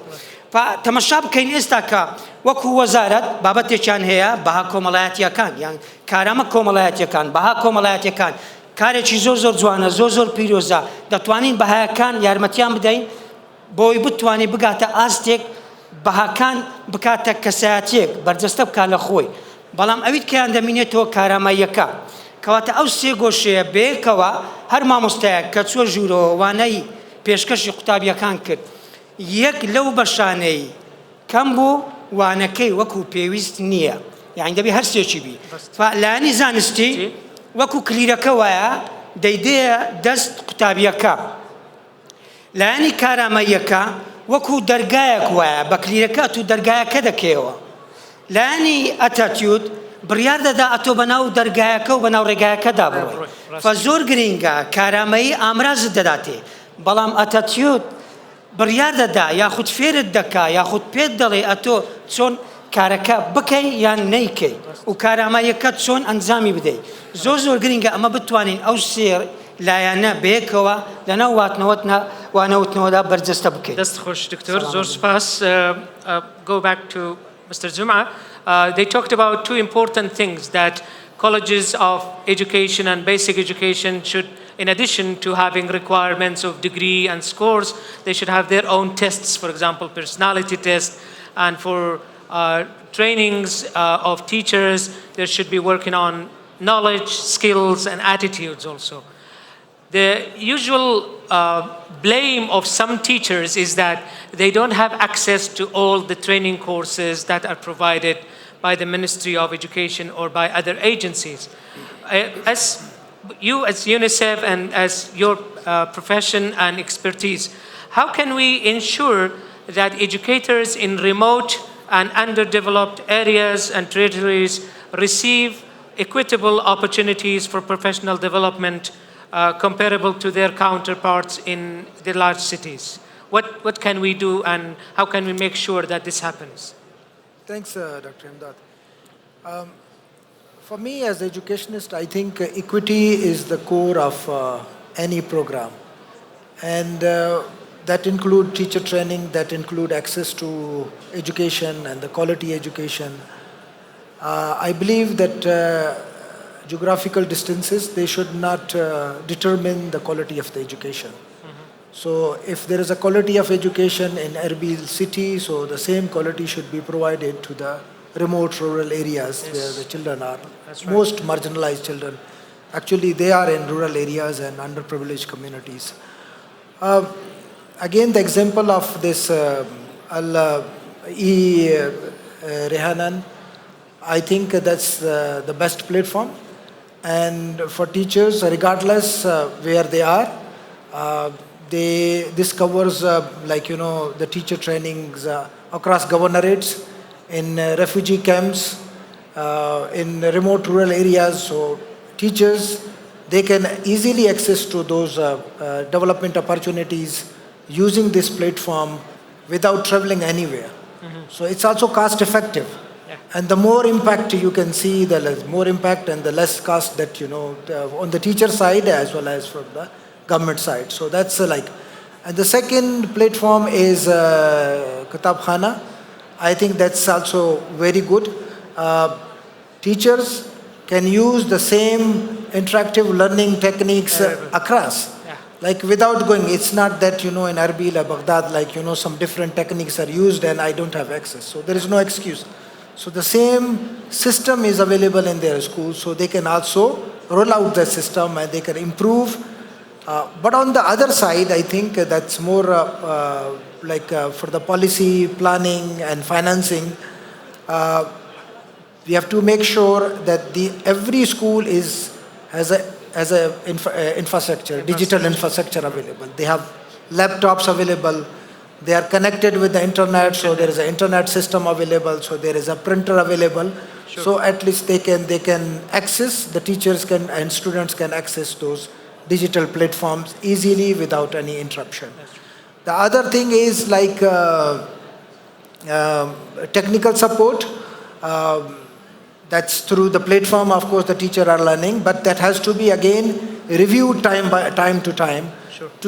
To also understand the needs of the teachers and what are the barriers, how we can make it much better that the teacher can use and also the students are happy to use that. Another issue is the children with disability. I don't know in person how this platform is supporting the children with disability, especially the teacher, equipping teachers that if there is a child, she has a physical impairment or maybe social and emotional impairment, so psychological impairment, how this platform is going to help. I think this is a question maybe we can get an answer from the Ministry of Education. And the last thing is that I see that missing in this Iraqi context. Recently we have started already, we are supporting the Ministry of Education, the learning assessments. So more regularly, I think at least once in a year, I think if we conduct these learning assessment, collect data to see where are the gaps and how we can improve things. So learning assessment will give not just the picture of the schools to us, but also the competencies of the teachers. We can see where to focus. So we can map out all these competencies, and within those competencies, we can prioritize where we see the gap. Exactly. So more investment in areas where we need, we think that there should be improvement. Very good. Thank you. Thank you very much. Actually, this is very important. That the most important thing is the quality of education, or the quality education provided for all the cities and the remote areas, and maybe Rahenan and Kitabkhana Kam and Halsangandan also is very good. And this process of reviewing on continuous review process in order to see where are the gaps and barriers are also very good. And you touched also upon a very important issue, people with special needs, which are very important part. And based on there's no specific research, but there are many people with special needs that are deprived from education because of lack of these opportunities. So we hope that this platform or the new ones or new versions will be able to address this issue. Thank you very much, Mr. Jamal. Thank you. Dr. Zana, دێمە لای جەنابەت و لەبەر کاتەکە هەوڵ دەدەم دوو پرسیاری ئەخیری بەیەکەوە گرێ بدەم. باس لە کارامەیە نوێیەکانی مامۆستایان دەکەین ئێمە، بەڵام زۆربەی جار کاری مامۆستایی لە وەزارەتی پەروەردە پوخت کراوەتەوە لەوانە بێژی، لەوانە گوتنەوە. ئایا ناکرێ ئێمە هەم وەکو زانکۆکان یعنی دەستەواژەی مامۆستای توێژەریش بێنینە ئارە، نەک تەنها مامۆستای وانەبێژ. وانەبێژ مەبەستمانەوە نییە کە وانەی دانەمەزراون، مەبەستمان کاری مامۆستایی تەنها وانەوتنەوە نەبێ، بەڵکو ئەنجامدانی توێژینەوەش بێ، بەڵکو بتوانین بەیەکەوە لەگەڵ زانکۆکان و وەزارەتی خوێندنی باڵا و وەزارەتی پەروەردە دەستباری لەگەڵ یەکتر بگرن بۆ ئەوەی ئەو پرۆسەیە تەواو بکەن. زۆر سپاس پرسیارێکی زۆر گرنگە بۆیەش ئێمە لە زانکۆی کوردستان لەو بەشانەی کە پەیوەستە بە پەروەردە زیاتر حەز دەکەین ئەوانەی کە دێن دەخوێنن ئۆڵڕەدی مامۆستا بن بۆی ئەو توێژینەوانەی کە دەیکەن وەک بەشێک لە بۆ نمونە لە ڕێکوایرمنتەکانی ماستەر یعنی لە واقع لە مەیدان جێبەجێ بکرێ و ئەو توێژینەوانە بۆ خزمەتی خوێندن و پەروەردە بەکاربێتەوە. لە بواری پەروەردەی نوێ شتێک هەیە پێی دەگوترێ ئاکشن ریسرچ واتە مامۆستا خۆی تەنها ئیشی وانەوتنەوە نەبێت بەڵکو توێژینەوەش ئەنجامدا لە کاتی وانەوتنەوە یاخود وانەوتنەوە بکاتە شوێنێک بۆ ئەنجامدانی توێژینەوە. وەکو وتم پێشتریش هیچ ڕێگەیەک نییە کە باشترین ڕێگە بێ بۆ وانەوتنەوە. تۆ ئەگەر کلاسێک تەڵەبەکانت زیاتر زیرەک بن بە شێوازێک وانە دەڵێیتەوە ئەگەر کلاسیشترت دەنێک کە هەندێک قوتابی تێدا بێ کێشیان هەبێت یان ئەوەی کە پێی دەگوترێت learning disability ینی ناتوانایی لە فێربوون کە حاڵەتێکی تەندروستیە حاڵەتێکی ینی disabilityە کە دەبێ ئێمە دانی پێدا بنین کە هەندێک قوتابی توانای فێربوونیان وەکو ئەوانی تر نییە و نابێ ئەوانە ببنە قوربانی ئەوەی کە بە قوتابی تەمبەڵ ناو بندرێن یان ئەو قوتابیانەی حەزیان لە خوێندن نییە لەوانەیە ئەوانە زیاتر حەزیان لە خوێندنەوەی بەڵام توانای cognitive ability یاخود توانای ذهنیان هەرەوەن دەبێت. بۆیە ئاکشن ریسێرچ بەشێکی گەورەی پەروەردەی نوێی مامۆستایە مامۆستای نوێ دەبێت ئەوە بزانێت کە ستێپەکانی ئاکشن ریسێرچ چییە ئەویش ئەوەیە کە identifying a problem واتە کێشەیەک هەیە مثلا من مامۆستام بەڵام هەرچەند هەوڵ دەدەم هەندێک لە قوتابیەکان سوود وەرناگرن بۆیە ناچار دەبم کە شێوازی فێرکردنی خۆم بگۆڕم شێوازیش تر تاقی دەکەمەوە کە ئەوەشم تاقی کردەوە داتا کۆ دەکەمەوە لەسەرەوەی تا چەند سوودی هەبووە و ئایا دەتوانم بەردەوام لەسەری یاخود دەبێ ئەو شێوازش بگۆڕم بۆ شێوازەیشتر. بەگشتی بەڕای من لە ڕووی ئێمە دووشت دەبێ بکەین وەکو سیستەم دەبێ ژینگەی قوتابخانەکان بگۆڕین بۆ ژینگەیەکی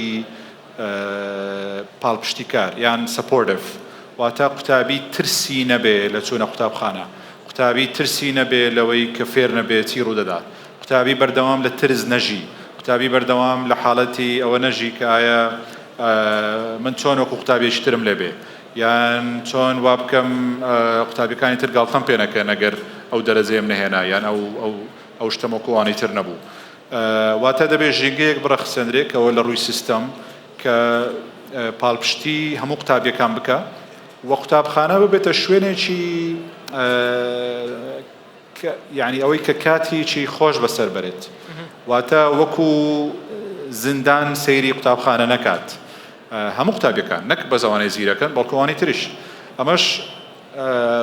بەشێکی بەوە دەکرێت کە تۆ ئەنجامدانی ئەوەی کە پێی دەگوترێت extra curricular activities زیاد بکەی واتە ئەکتیڤیتی دەرەوەی کلاس نابێ قوتابخانە وا سیر بکرێت کە تەنها چوونە کلاس نابێ قوتابخانە تەنها وا سیر بکرێت کە دەرەجە هێنان و نەمرە و نازیح بوون و ساقیت بوونە دەبێ قوتابخانە زیاتر لەوە بێت ئەگەر پێویست بکە کاتی زیاتر بمێننەوە ئەوە دەبێ ئەو سیستەمە بگۆڕین ئەگەر پێویست بکە کە مامۆستاکان کاتی زیاتر لەگەڵ قوتابیەکان بەسەر بەرن دەبێ ئەوە بکەین واتە لەسەر ئاستی قوتابخانە ببێتە شوێنێکی فان شوێنێکی کاتێکی خۆش بەسەر بەرێ ئەو کەسە و ئەو شتانێک کە تەسیرێکی نێگەتیڤی هەیە لەسەر ئەوەی کەوابێ لای ببین بۆ نمونە حاڵەتی بوڵینگ حاڵەتی گاڵتە پێکردن حاڵەتی ئەوەی کە چەند قوتابیەک سەرکۆنەی قوتابیەکی تر بکەن دەبێ حاڵەتانە چارەسەر بکرێت. لە ڕووی مامۆستاشەوە من بەڕای من مامۆستا بە تایبەتی لە سەردەمی ئێستا دوو ئەرکی سەرەکی هەیە یەکەمیان دروستکردنی حەزی فێربوون واتە مامۆستاکە ئەوەندە بابەتەکەی خۆی خۆش بوێت وا بکە قوتابیەکانیش خۆشیان بوێت مامۆستاکە ئەوەن ئێستا ئێمە لەوانەیە بەشێکمان ئەو بەشێک کە هەڵمان بژاردووە کە بیخوێنین بە هۆکاری ئەوە بێ کە مامۆستایەکمان هەبووە کاتی خۆی وای کردووە لامان خۆشەویست بێت وا بکەین کە ئەو بەشە طبعاً هەر بەشێک کە قوتابیەکە خۆی دەیەوێ لای خۆشەویست بکەین دووەم هەندان موتیڤیشن واتە هانی بدەین کە خۆی بیکە هانی بدەین کە بچێت لە دەرەوەی کلاس لە دەرەوەی قوتابخانە لە دەرەوەی ئەو مەنهەجەی کە دانراوە خۆی زیاتر هەوڵ بدە و ئێستاش هەموو ڕێگەکانی زیاتر فێربوون بەردەستە لە بەردەمی قوتابی کەواتە قوتابی بێتە قوتابخانە ئامانجێکی هەبێت ئامانجێک کە تایبەت بێ بەخۆی نابێ من بە هەموو کلاسەکە بڵێم من دەبێ هەمووتان ببن بە دکتۆر یان هەمووتان ببن بەوە دەبێت پێیان بڵێم کە ئێوە ئەو بەشێک کە خۆت حەزی لێتی و تێیدا باشی هەوڵ بدە و ئەو متمانەی لا دروست بکەم کە دەتوانێت بیکات پاشان ئەگەر پرسیاری هەبوو ئەگەر داواکاری هەبوو ئەگەر ویستی ڕێگایەکی تر بدۆزێتەوە بە فێربوون من هانی بدەم ڕێگەی بەخۆش بکەم و ڕێنمایی بکەم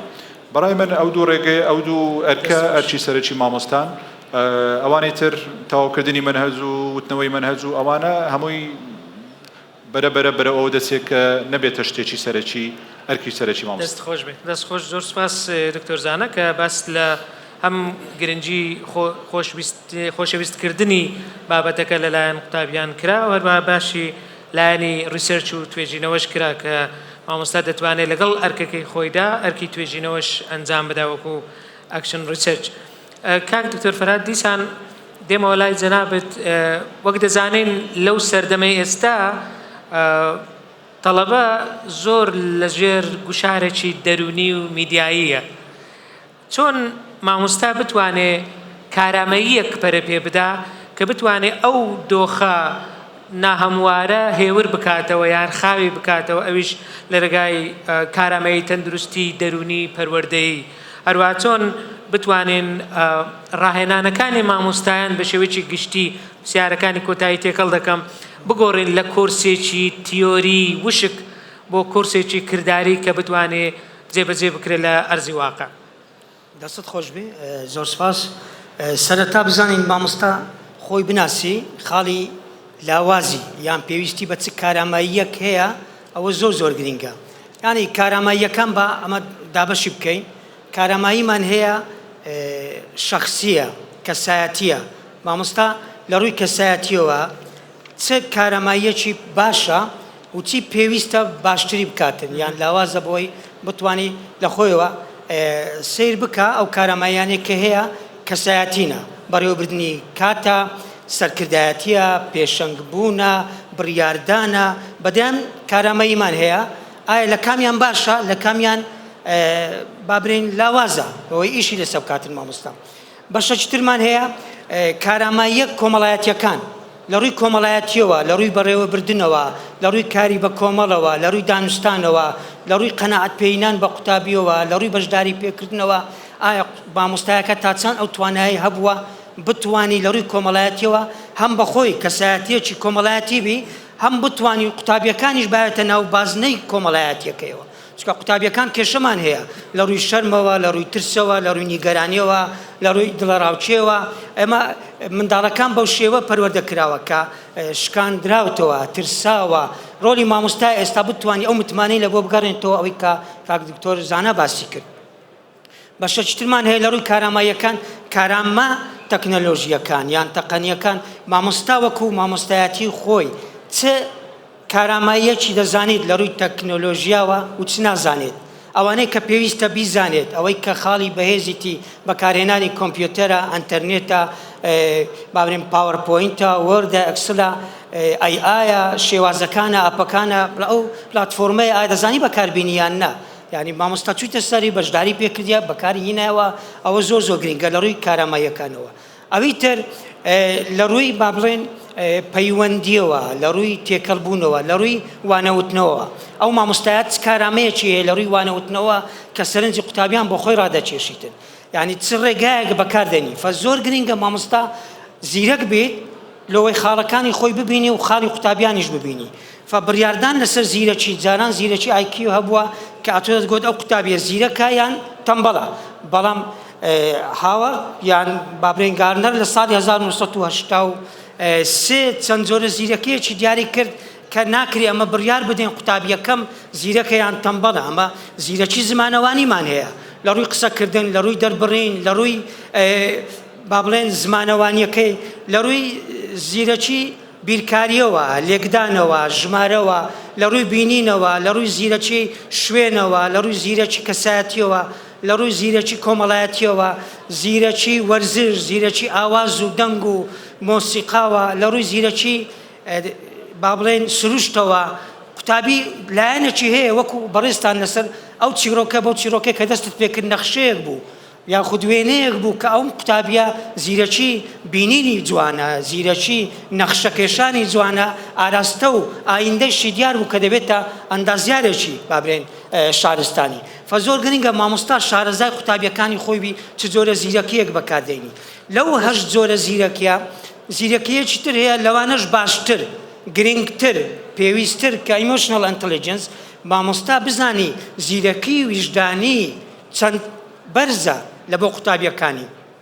ئەویش ناسینی خۆیتی کە باسم کرد لە ڕووی کاراماییەکانەوە پاشان کۆنتڕۆلکردنی خۆی مامۆستا تا چەند دەتوانێت کۆنتڕۆلی خۆی بکە کۆنتڕۆل لە دەست خۆیتی یان لە دەست قوتابیەکانە کۆنتڕۆلی مامۆستا لە دەست خۆیتی یان لە دەست کارژێری و ئیدارەیە لە دەست خۆیتی یان لە دەست بڕیارەکانی حکوومەتە کە مامۆستا هاتە ناو پۆل بەخۆی حکوومەتە بەخۆی بڕیار دەدا بەخۆی دەبێ بەرپرسیارەتەکە هەڵبگرێت نابێ هیچ بیانویەک بهێنێتەوە دەبی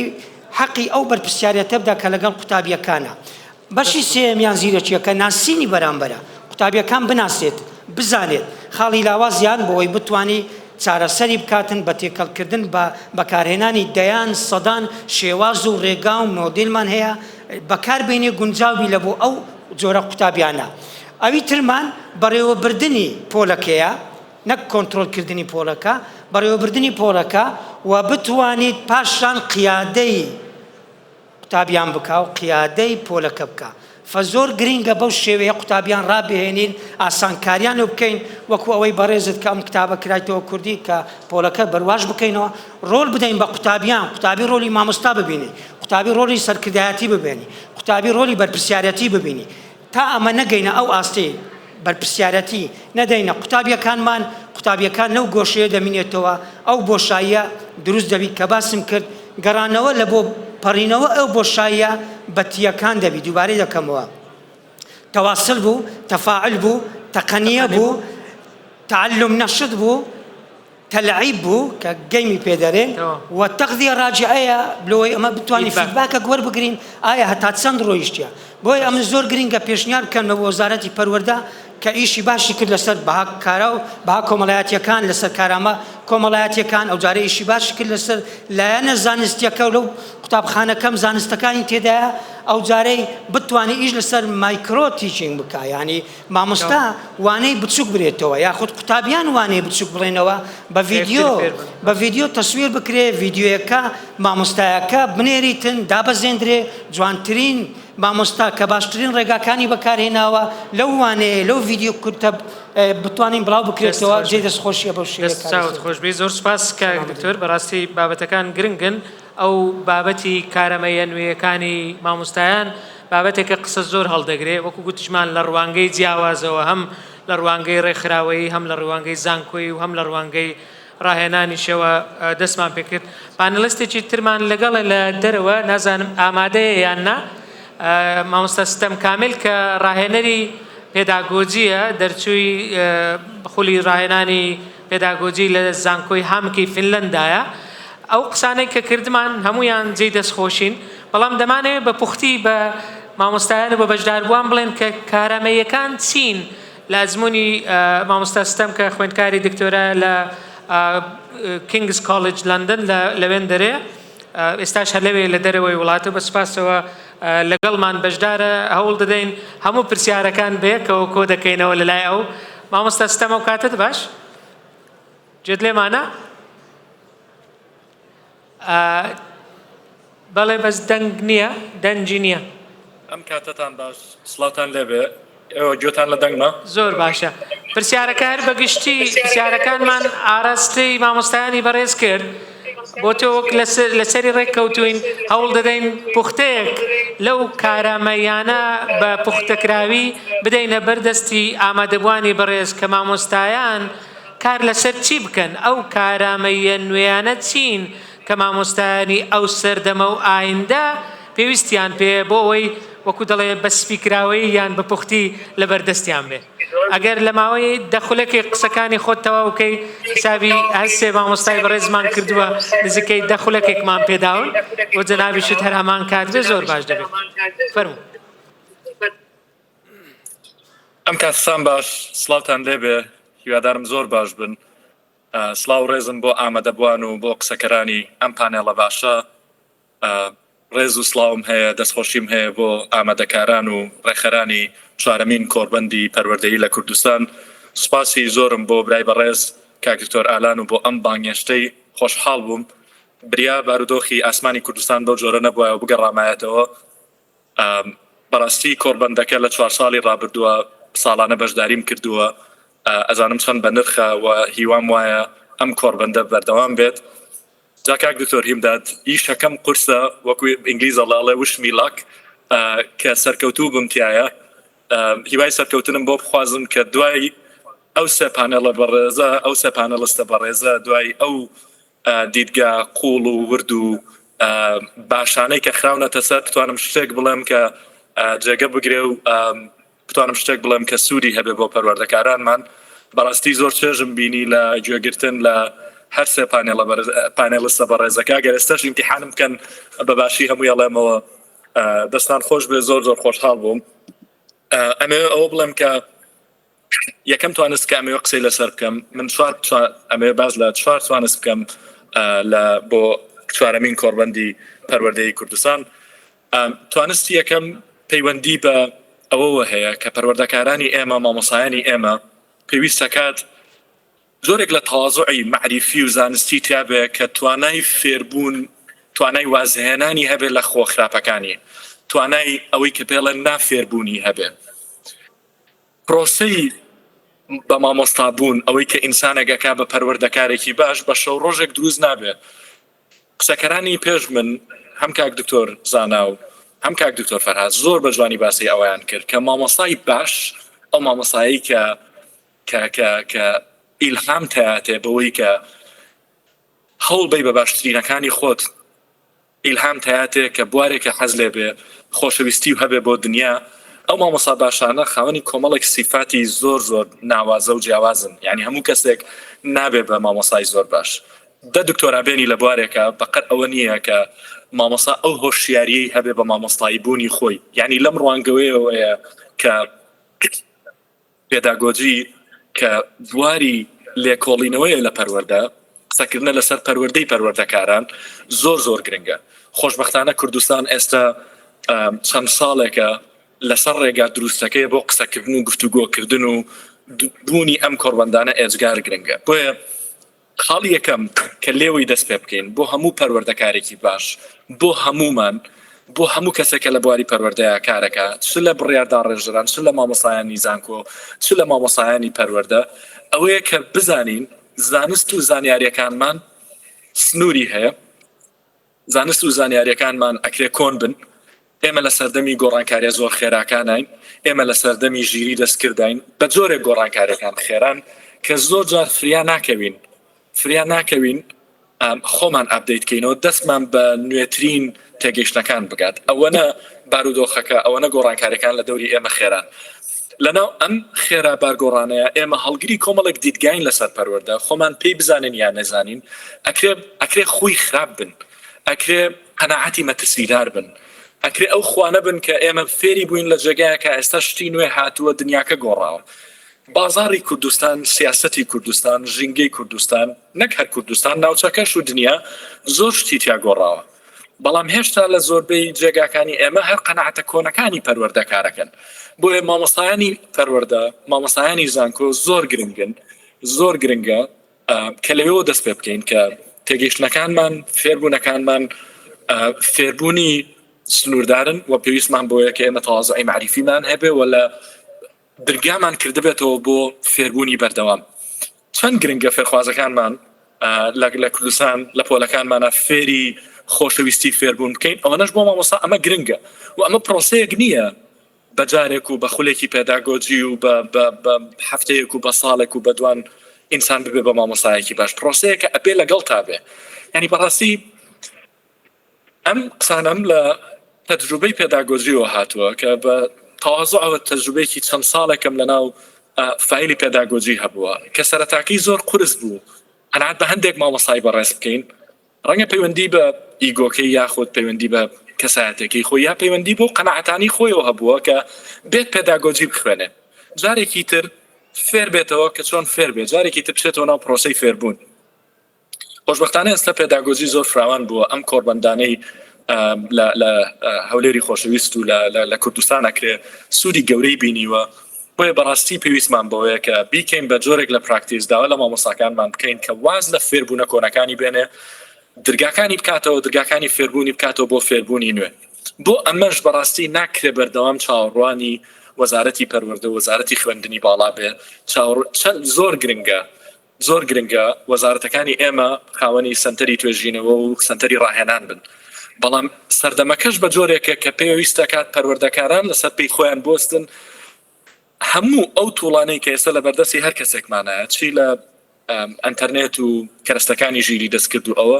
کەرەستەی پێویستن بۆی کە بتوانین خۆمان پەروەردە بکەین خۆمان ئابدەیت بکەینەوە لەسەر ڕێگا دروستەکە وەزارەتەکان نەتوانن هاوکارمان بن بەڵام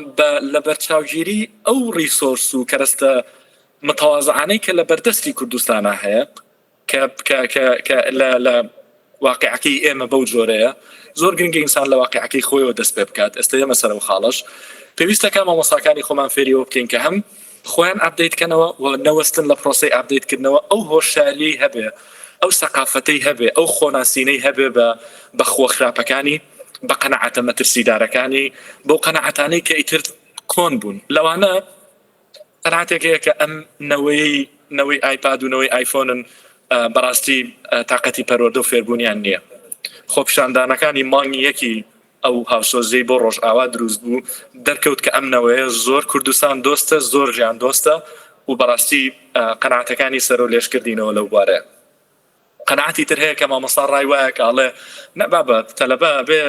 وەکو هین ئەبێ ئەو معریفەیە کە هەیە ئەو منهەجەی هەیە کە بەکەوتوک بیکەی بەدەمێ و ئەبێت تۆ خۆت هەموو شتێکی فێر بکەیت و ئەو نازانێت تۆ هەموو شتێکە زانیت ئەمانە کۆمەڵی قەنەعەتن کە مامۆستا هەیەی پێویستەکە دەستکاری بکات ئەم نەوەیەکی زۆر نازدارە پێویست بە هەموو پێوەرێک شایانی ئەوەیە کە پەروەردەکارانی ئێمە خۆیان ماندوو بکەن خۆیان ئابدەیتکەنەوە خۆیان فێر بکەنەوە جارێکی تر لەسەر فێربوونی نوێ لەسەر دیدگای نوێی پەروەردە خاڵی دووهەم کە ئەمەوێ باسی بکەم ئەوەیە کە پێویستەکە ئێمە واز لە مۆدلی نەقلی زانیاری و تەواوکردنی منهەج بێنی مامۆستایانی بەڕێز پانێلیستەکانی پێشووتر ئەمان بە جوانی باس کرد کاک زۆرزانە بە جوانی ئەمەی باسکرد ناسمەوە سەری بەڵام ئەمەوێ بڵێم ئەمێ ناوەڕۆک بەم قسەیە کە مۆدلی نەقلکردن کۆتایی هاتووە بەڕاستی لە سەردەمی ژیری دەستکرد و لە سەردەمی تەکنەلۆژیا ئێستا کێشەی کەمی زانیاریمان نییە کێشەی زیادەی زانیاریمان هەیە کە ئێستا میدیاکانی دەوروبەرمان کە ئێستا مناڵێک لە گوندێکی دوورە دەستی کوردستانەوە ئەتوانێت مۆبایلێکی زیرەکی بەدەستەوە بێ و ئەتوانێت دەستی بگات بە زۆر شت لەم سەردەمەیە ڕۆڵی مامۆستا و پۆل بەڕاستی گۆڕاوە ئێمە پێویستمان بە مامۆستایەکە دار و بەرد و سەقف و بۆردی هۆڵی خوێندەکەی خۆی خۆش بوێ خۆشی بوێ بە جۆرێک کە ژنگەیەک دروستکە ژنگەیەک بێ پڕ لە ئارامی ژنگەیەک بێ پڕ لە گفتوگۆکردن واز لە مۆدێلی نەقلکردن بێنین کە من لەژێر ڕەحمی منهەجێکا بم هەموو ئامانجەکەم ئەوە بێ ئەم منهەجە تەواو بکەم بەڕاستی نابێ بێڵین مۆدێلی منهەج سەنتەری یان مۆدێلی مامۆستا سەنتەری ئەو زاڵبوونەی بمێنێت بەسەر کولتوری پەروەردەی ئێمە پێویستمان بە ژینگەیەکە کە ژینگەی دروستکردنی گفتوگۆ بێ لە پۆلە ژینگەی هەڵسەنگاندنی زانیاری بێ یعنی پێویستمان بەوەیە کە فێرخوازەکانمان لەسەر توانستی گفتوگۆکردن توانستی بیرکردنەوەی ڕەخنەیی توانستی دیبیتکردن و ڕاگۆڕینەوە ڕابێنین لەو ماوەی پێشووترە کاک محەممەد عەدنان کە دەرچوویەکی پۆلی 6 بوو پۆلی 12 لەگەڵ ئەوەی کە نمرەیەکی باشی هێنانەوە هەشتی هێنا فیتەر بوو من بەوردی جۆم لە هەموو ئەو چاوپێکەوتنانە گرتووە کە ئەو کوڕە باشەکە کردوێتی من لە ژیانی خۆمە معجیبی نمرە نەبووم و بەرزی نمرەش قەت یەکسان نەبووە بە بەرزی ئاستی تێگەیشتن و بەرزی ئاستی کارکتەر نمرە پێوەری ئەو شتانە ناکە بەڕاستی نمرە پێوەری ئەوەیە کە تۆ زانیاریەکە وەرگرتووە چۆن توانیوتە لە کات و شوێنێکی دیاریکراوە زانیارەکە وەکو خۆی بیتەوە بە بەرامبەرەکەەوە بەڵام ئەوەی وای کرد کە معجیبی کاک محەممەد بین کە دڵی هەموو کوردستانی برد بەلای خۆیە توانای قسەکردنی بوو کەسایەتێکەی بوو کارکتەرەکەی بوو کە چەند بە ئەدەب و بە احترامەوە کە چەند بە پەروەردەیەکی دروستەوە قسەی ئەکرد کە چەند پڕ بوو لە وزەیەکی ئەرێنی کە چەند پڕ بوو لە ژیان دۆستی ئەو مۆدێلەیە بەڕاستی کە مقابلەکانی مەبینی وتم لەخوا بەزە بە کوردستان ئارامە کە گەنجی ئاوامان هەیە مەبەستم ئەوەیە کە بڵێم بۆ ئەو میلەتانەی بۆ بتوانای گفتوگۆکردن گرنگە بەڕاستی ئازادی و ئازادکردنی ئینسانی ئێمە لە توانای گفتوگۆکردنەوە دەست پێەکە بئیبداع و بیرکردنەوەی ڕەخنەیی لە توانای گفتوگۆکردنەوە دەست پێەکە کارکتەرێکی پێشکەوتوو کارکتەرێک کە کۆنفیدنس و متمانەی بەخۆی هەبێت لە توانای گفتوگۆکردنەوە دەست پێەکە پۆلێک کە گفتوگۆی کردنی تیابێ پۆلێکی تەندروستە ئەو پۆلەی کە بەتەنها مامۆسایە گێتە ژوور و قسە ئەکا ئەوانی تر هەمووی بێدەنگن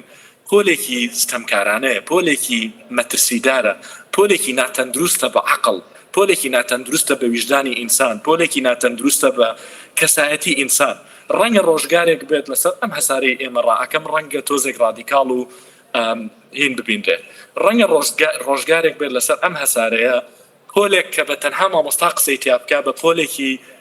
ئەوەدا بنرێکە پێشێلکاری مافی مرۆڤی تیاکراوە ئەبێ لە ژینگەی فێربوونی ئێمەیە مافی فێرخوازەکانمان نەخۆین و دەرفەتیان بین کە ئەوانیش ڕەئی خۆیان لەسەر هەموو ئەو شتانە هەبێ کە پێیان ئەڵێنەوە ڕەئی خۆیان لەسەر ژیان و لەسەر ئەو شتانە هەبێ کە ئەخوێندرێن ڕەئی خۆیان لەسەر خۆیان و لەسەر بڕیارەکانی ژیانیان هەبێ بۆ ئەمەش پێویستمان بۆیە کە پۆلەکانی ئێمە لە نەقلی معلوماتەوە واز لەوە بێنن بۆ بگەڕێن بۆ نەقلی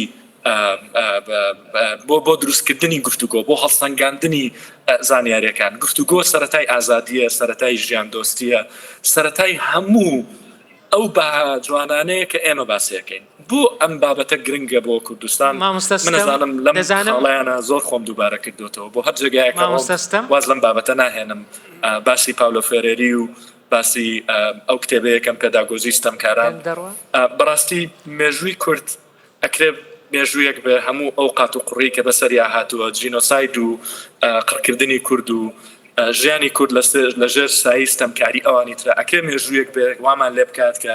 ئێمە بەردەوام هەست بە خۆ بە قوربانیکردن بکەین کە من دژ بۆ تێگەیشتنم بۆ مێژووی کورد من ڕام وایە ئەبێ مێژووی کورد بە جۆرێک بخوێنینەوە بە جۆرێک بینەوە ینی دەرگیری بینەوە جارێکی تر کە مێژوویەک بێت ئیمپاوەرمان بکە مێژوویەک بێت کە دەستم لەبەر کاتەکە ئەگەر یارمەتیمان بدەیت واڵاکە بۆ ئەوەی کە کۆمەڵگەیەکی ئازاد تاکێکی کوردی ئازاد دروست بکەین کە لەسەر پێیەکانی خۆی دۆستێ تێگەیشتنی مێژووە بۆ ئەوەی نەمان کا بە قوربانی بەڵکوبمان کا بە کارەکتەرێک لەبەر کاتەکە ئەگەر هەوڵ بدەیت لە خولەکێکی تر قسانەی ماوە لەسەر پێخۆستانی خۆمان هەبێت لە دروستبوونی پەروەردەوە لە داڕشنەوەی پەروەردەوە دەست پێەکە پەروەردەیەک کە پۆلەکانی گفتوگۆی تیابێ پەروەردەیەک کە پۆلەکانی قڕبن لە پرسیار و لە گفتوگۆ و لە حیوار کە هەر مناڵێک کە هەر گەنجێکی کوردستان بە تعبیرە هانە ئارەنتێکە هەموو لەگەڵ لە دایکبوونی هەموو ئینسانێکە ئەگەرێکی سەرەتای نوێ یەتە دنیاوە هەموو ئەوانەمان کە ئێستا لەم پانێڵانەیە قسە ئەکەین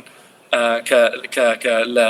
گوێ بەشداری ئەم کۆڕبەندەین ڕۆژگارێک مناڵێک بووین لەسەر تەختەیەک دانیشتوین و بەرهەمی مامۆستا باشەکانی خۆمانین ئەو مامۆستایانەی کە دار و دیوار و سەقف و بۆردی تەختەڕەشی پۆلەکەیان خۆشەویست بە هەموو ئەو قات و قوڕی و بە ئاڵنگاریانەی لە کوردستانە بوون پەروەردەیان کردوین عشقی ژیانیان تیا دروست کردوین ئێمە پێویستمان بەو جۆرە مامۆستایانەیە پێویستمان بەو جۆرە لە پۆلە پێویستمان بەو جۆرە لە گفتوگۆکردنە بەڕاستی کە بەو پۆلەیە کە گفتوگۆی تیابێ نەک بێدەنگی ئامیسە هەم بە کورتی ئەنجاشمە خاڵی کۆتایی ئەمەوێ باسی کاتەکەم تێنەپاڵ دەبێ ئەویش ئەوەیە کە دەنگ زۆر باشە کاتەکەم وەڵا کاتەکە تێپڕیە مامۆستام لەمێژە دەمەوێت بەبیرت بێنمەوە نازانم ئەگەر دەتوانێت لە خلالی سی چرکە بۆ دەقەیەک هەردوو خاڵەکەی تر باسکەی زۆر باش دەبێت چونکە پانێڵی ترمان هەیە دوای ئەوە پانێڵێکی ترمان ماوە بەڕاستی کاتەکەشمان ڕۆیشتووە نازانم لەسەر خەتماوە یان نا بەڵێ بە چاوان کاک دکتۆر بمبورە کاک دکتۆر بمبورە من گوێم لە ئێوە نییە ئەبێ مۆبایلەکەم داگیرسانم بۆ دروستبوو زۆر بە کورتی دووخاڵی کۆتایی باسەکەم ئەویش ئەوەیە کە لە پاڵ ئەم توانستانی کە باسمان کرد لە پاڵەوەی کە مامۆستا پێویستی بە خۆ نوێکردنەوە هەیە پێویستی بۆ واز لە مۆدلی نەقلی زانیاری بێنە ئیشی پەروەردە تەنها فێرکردن نییە بەڵکو ئیشی داڕشتنەوە و گەشەپێدانی کەسایەتی تاکی کووردە بۆ ئەمەش بەڕاستی پێویستمان بۆیە کە بەها جوانە باڵاکانی مرۆڤایەتی کە بریتە لە ژیان دۆستی کە بریتە لە مرۆڤ دۆستی کە بریتە لە ژینگە دۆستی کە بریتە لە کوردستان دۆستی ئەمانە لە ناو پۆلەکانی ئێمەوە لە ناو تاکی کووردا گەشەی پێبین زۆر گرنگە کە ئێمە لە ناو کۆمەلگایە لە ناو ژینگەیەکی کە پڕە لە مەترسی پەرگیری نەتەوە پەرستی پڕە لە مەترسی پەرگیری ئاینی ئێمە گەنجانی وڵاتی خۆمان فێری ئەوە بکەین کە چۆن ژیانیان خۆش بوێ مرۆڤیان خۆش بوێ ڕێزی ژینگەی کوردستان بگرن و لەگەڵیشە فێری کوردستان دۆستیان بکەین ئەمەش بابەتێکی ئێجگار گرنگە یعنی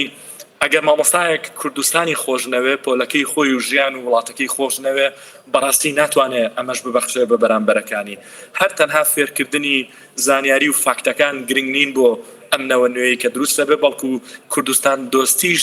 بە ڕێژەیەکی میانڕەوانە نەک پەرگیر چونکە هەر شتێک بوو بە مەشق ینی هەر شتێک بە پەرگیری بیگرین مەترسی خراپی لەیەکەوێتەوە زۆر گرنگە کە کوردستان دۆستێکەمان و ژینگە دۆستێکە مرۆڤ دۆستەکانمان هەمووی لە ئاستی میانڕەوا بێت کە بیکەین بە کوردستان بکەین بە پۆل و کوردستان بکەین بە پانتاییەک بۆ یەکتر خۆشویستن و یەکتر قبولکردن و پێکەوە ژیان پانتاییەک بێ بۆ لە یەکتر تێگەیشتن خاڵی چوارەم زۆر بە کورتی ئەمێ باسی ئەوە بکەم کە هەموو ئەم شتانەی کە ئێمە باسیەکەین هەموو ئەم سکیل و توانستانی کە باسمان کرد زۆر گرنگە بە کوردی بکەین زۆر گرنگە بە پێی پێداویستەکانی کۆمەلگای کوردی دای بڕێژینەوە تام و بۆنێکی کۆمەلگەی کوردیانەی بینێ مەبەستم چییە کە ئەماڵم لە نوێترین ئەو شەپۆلانەی کە لە ڕۆژئاوا هەیە و کە لەم زانکۆیانە باسەکرێ مەوزوعی دیکۆڵۆنیلایزیشنە مەسەلە زۆر بە کورتی دیکۆڵۆنایزیشن بریتە لە چۆن ئیستعماری سیاسی هەیە چۆن داگیرکاری سیاسی هەیە ئاواش داگیرکاری کولتوری و سەقافی و فکری هەیە من لە ناو فکری سیاسی خەریکی لە ئیستعمار خستنی فکری سیاسیم بەڵام ئەمە لە ناو پەروەردەشا بوونی هەیە زۆر جار ئێمە لە کوردستان ینی کە هەوڵە درێ بۆ چاکسازی ڕامان وایە بێ سیستمی شوێنێکی تر و پێشکەوتنەکانی شوێنێکی تر بینین و حرفیان لە کوردستان جێبەجێ بکەین ئەم مۆدلانە بەڕاستی سەرکەوتو نابێ پێویستمان بۆیە ئێمە سوود لە ئەزمموی وڵاتە پێشکەوتەکانی دنیا ببینین بەڵام بە بۆن و تامێکی کۆمەلگەی کوردی دای بڕێژینەوە لە کوردستان بەشی پێویست خۆشبەختانە پەروەردەکار و توێژەری باش و بڕیاردارە ڕێژەری دڵسۆز هەیە کە خەمی پەروەردەیەتی خەمی کوردستانەتی کە بتوان سەکۆیەک و پانتاییەک دروست بکەن بۆ ئەوەی کە پەروەردەی کوردستان باش بکەین لێرەوە قسەکانم بە پێشنیارێکی دۆستانە بۆ برای بەڕێزم کاک دکتۆر ئالان و کاک دکتۆر ئارام لە وەزارەتی خوێندنی باڵا و لە وەزارەتی پەروەردە کۆتایی پێهێنم وەزارەتی خوێندنی باڵا 6 ساڵە پرۆژەی پێداگۆجی هەیە کە خۆشبەختانە بە زۆر پێوە سەرکەوتوو بووە بەڵام پێرفێکت و بەدەرنیە لەکەم و کوڕی پێشنیارەکەم کە لیژنەیەکی هاوبەشی باڵا لە نێوان وەزارەتی پەروەردە و لە نێوان وەزارەتی خوێندنی باڵا هەبێ بە ئامادەبوونی ڕاهێنەرە باشەکانی پێداگۆجی و خەمخۆرانی بواری پەروەردە و ڕاهێنەرەکانی وەزارەتی پەروەردە بۆ ئەوەی کە پرۆژەیەکی هاوبەش هەبێ بۆ دروستکردنی ڕوئیایەکی هاوبەش لە نێوان هەردوو وەزارەتەکەیە بۆ ئەوەی کە بتوانین پانتاییەک هەبێ کە هەردوو وەزارەتەکە تایە کار بکەن و ئەم پانتاییە دیدگایەکی هاوبەش بێ بۆ هەردوو لە و ئەم گفتوگویانەی کە ئەمڕۆ لەم پانێڵەیە کرا و لەم کۆربەندەیە کراوە دڵنیام ئەتوانێت هەوێنی شنگێکی باش بێ هەوێنی دروستکردنی داڕشتنی ڕوئیا و سیستم و دامەزراوی باشی پەروەردەیی بێ جارێکی تر من زۆر سپاسدانەکەم خۆشحاڵم و خۆزگە بمتوانایە لەوێ ئامادە بوومایە بەشدارێکم دڵی خۆشکردم خۆشحاڵم لەوەی کە ئەم کۆربەندە بەردەوامە سوودی زۆرم بینی لە گفتوگۆکان هیوادارم سەرکەوتو بوون ببورن کاتەکە شەندێک ڕەنگە تێپەڕی بێ بە بۆنەوەی کە من جۆم لە ئێوە نەبووە هەر سەلامەت و بەرساق مامۆستا ستەم کامل خوێندکاری دکتۆرە لە زانکۆی بابلن کینگز کۆلج لندن کە لە شێوەی لەسەر ئۆنلاین لەگەڵمان بووی کە ئەوەش یەکێک لە پێشوەچوونەکانی سیستەمی پەروەردەیە کە ناکرێ هەر ئاعتیماد لەسەر دانیشتنی ڕوبەڕوو بکرێتەوە بەڵکو دەکرێت لە ڕێگەی ئۆنلاینیش کەسانی پسپۆر وەکو ئەو پلتفۆرمانەی کە وەزارەتی پەروەردە مەسەلەی ئیڕاهێنانە ئی پەروەردەیە ئی هەڵسەنگاندنە قوتابخانەکەمە یان هەر شتێکی ترە یان ڕێکخراوەکانن دەتوانن بە هەر شێوەیەک بێ سوود لە توانە و لە ئەزمونونەکان وەربگرن. پرسیاری زۆر هاتووە. زۆر سپاس مامۆستا ستەم کە لەگەڵمان بووی. سپاس بۆ پانەلیستانی بەڕێز. لە کۆتاییەوانە هەندێک لەو کۆمنتانە وەردەگرین. بەڕاستی کۆمنتی زۆر هاتووە بەڵام ئەوەی جەنابی وەزیر سەرنجی ڕاکێشام کە دەرەنجامی توێژینەوەیکی زانستیە کە بۆبورە ئەگەر بیدۆزینەوە بێتە سەر شاشەش باشترە. مامۆستایان ئەوەی کۆمنتەکانە کە ئەو دامەزراوەی مەکەنزیە ئەو توێژینەوەی کردووە لەسەر 25 وڵاتی ناوداری وەکو فینلەندا و سنگاپورە و ئەوانەی کە هاتوون گەیشتونەتە جوابی ئەو پرسیارەی کە بۆچی ئەو قوتابخانە و دامەزراوانە پلەی بەرز بەدەستدێنن لەسەر 3 خاڵدا کۆیان کردوتەوە و پوختیان کردوتەوە کە ئەویش 3 خاڵەکە یەکەمیان لەسەر مامۆستایە. بەپێی ئەو توێژینەوەیە دەڵێ تەنها لە سەدا 15 بۆ 30 دەرچوانی زانکۆکان بۆیان هەیە ببنە مامۆستا. سیرکە پێگەی مامۆستا چەند گرنگە ئەو توێژینەوەیە لەلایەن دەستگایەکی دامەزراوەیەکی زۆر بەناوبان کە هەوڵی داوە جوابی ئەو پرسیارە بداتەوە بۆچی ئەو قوتابخانانە ئاستیان باڵایە لە 25 وڵاتە لە وڵاتە پێشکەوتوەکان ئەنجامی داوە. گەیشتۆتە ئەو قەناعەتە کە مامۆستا وەکو گوتمان دڵی پەروەردەکەیە. مامۆستا مەرج نییە ئەوەی دەرچووی زانکۆ ببێتە مامۆستا. تەنها لە سەدا 15 بۆ سەدا 30 دەرچوانی زانکۆ دەتوانن ببن بە مامۆستای سەرکەوت و مامۆستای باش. خاڵی تریشی زۆر تێدایە دوای ئەوانە بەردەست دەبن. لە کۆتایی پانەڵەکە ئەمە دەگەینەوە قەناعەتەی کە لە زانیاریدا مامۆستای کورد کەمی نییە. یعنی کەم و کورتی لە زانیاریەکە نییە بەڵکو لە هەندێک کارامەیی ترە کە ڕەنگە وەکو پێویست لای لێ نەکراوەتەوە چ لەلایەن زانکۆکان چ لەلایەن پرۆگرامەکانی خوێندنیشەوە. بۆیە ئەو کارامەیانەی وەکو پەیوەندیکردن، کارامەی کریتیکەل تینکینگ، کاتەکە تەواو بڵێ ئاگادارم، کارامەی تەندروستی دەرونی ناوپۆل وەکو چیرۆکەی کە باسمان کرد ئەوانە هەمووی گرنگن. هەروە چۆنێتی پڕکردنەوەی ئەو کەلێلەوان وەزارەتی پەروەردە و وەزارەتی خوێندنی باڵا لە ڕووی ڕاهێنانی مامۆستایانەوە هەیە. پێشنیارەکەی مامۆستا ستەم پێشنیارێکی زۆر بەجێیە کە ئەو ئەزمونەی پێداگۆجی لە وەزارەتی خوێندنی باڵا دەکرێت بگوازرێتەوە بە دەستکاریەوە بە گونجاندنەوە بۆ وەزارەتی پەروەردە کەم بکرێتەوە ئەپدەیت بکرێ سوود لەو ئەزمونەش وەربگیرێ. لەگەڵ چەند پێشنیارێکی تری گشتی کە لە ئەنجامی قسەکانە ڕەنگە هەبێ ئەویش ڕەنگە ئەو پێشنیارە ڕەنگەی خۆم بێ بەڵام دروستکردنی پاسپۆرتی پیشەیی بۆ مامۆستایان. تەنها مامۆستا لەسەر ساڵانی خزمەتی حسابی بۆ نەکرێ بەڵکو لەسەر سەعاتی ڕاهێنانەکانی لەسەر ئەو داهێنان و ئەو دەست پێشخەریانەی کە کردوویەتی بۆی بکرێ. هەروەها ڕاهێنانەکانیش نەبنە پرۆژەیەکی کاتی و نەبنێت پرۆژەی ئەوەی ساڵێ جارێک ڕووبدا بەڵکو ببێتە لایف ستایلی مامۆستا کە مامۆستا بەردەوام کار لەسەر خۆی بکە. وەکو گوتمان ئەو کارەمەیانەی مامۆستای ئەو سەردەمە پێویستیەتی جیاوازە لەو کارەمەیانەی کە مامۆستای جیلی ئێمە ڕەنگە پێویستی پێبێ. بۆیە دەبێ بەردەوام لە فێربووندا بێ مامۆستا لەگەڵ ئەو پێشوەچوونانەی تەکنەلۆژیا و پێشوەچوونی سەردەمیش یەک بگرێتەوە. کۆمپیوتەرەکان ئێستا لە جێی مامۆستا ڕەنگە بتوانن زانیاری نەقل بکەن بەڵام قەت لە جێی مامۆستا ناتوانێ هان دەربێ، قەت لە جێی مامۆستا ناتوانێ تۆوی هیوا و ئاوات و با بڵێن خۆزگە لە دڵی ئەو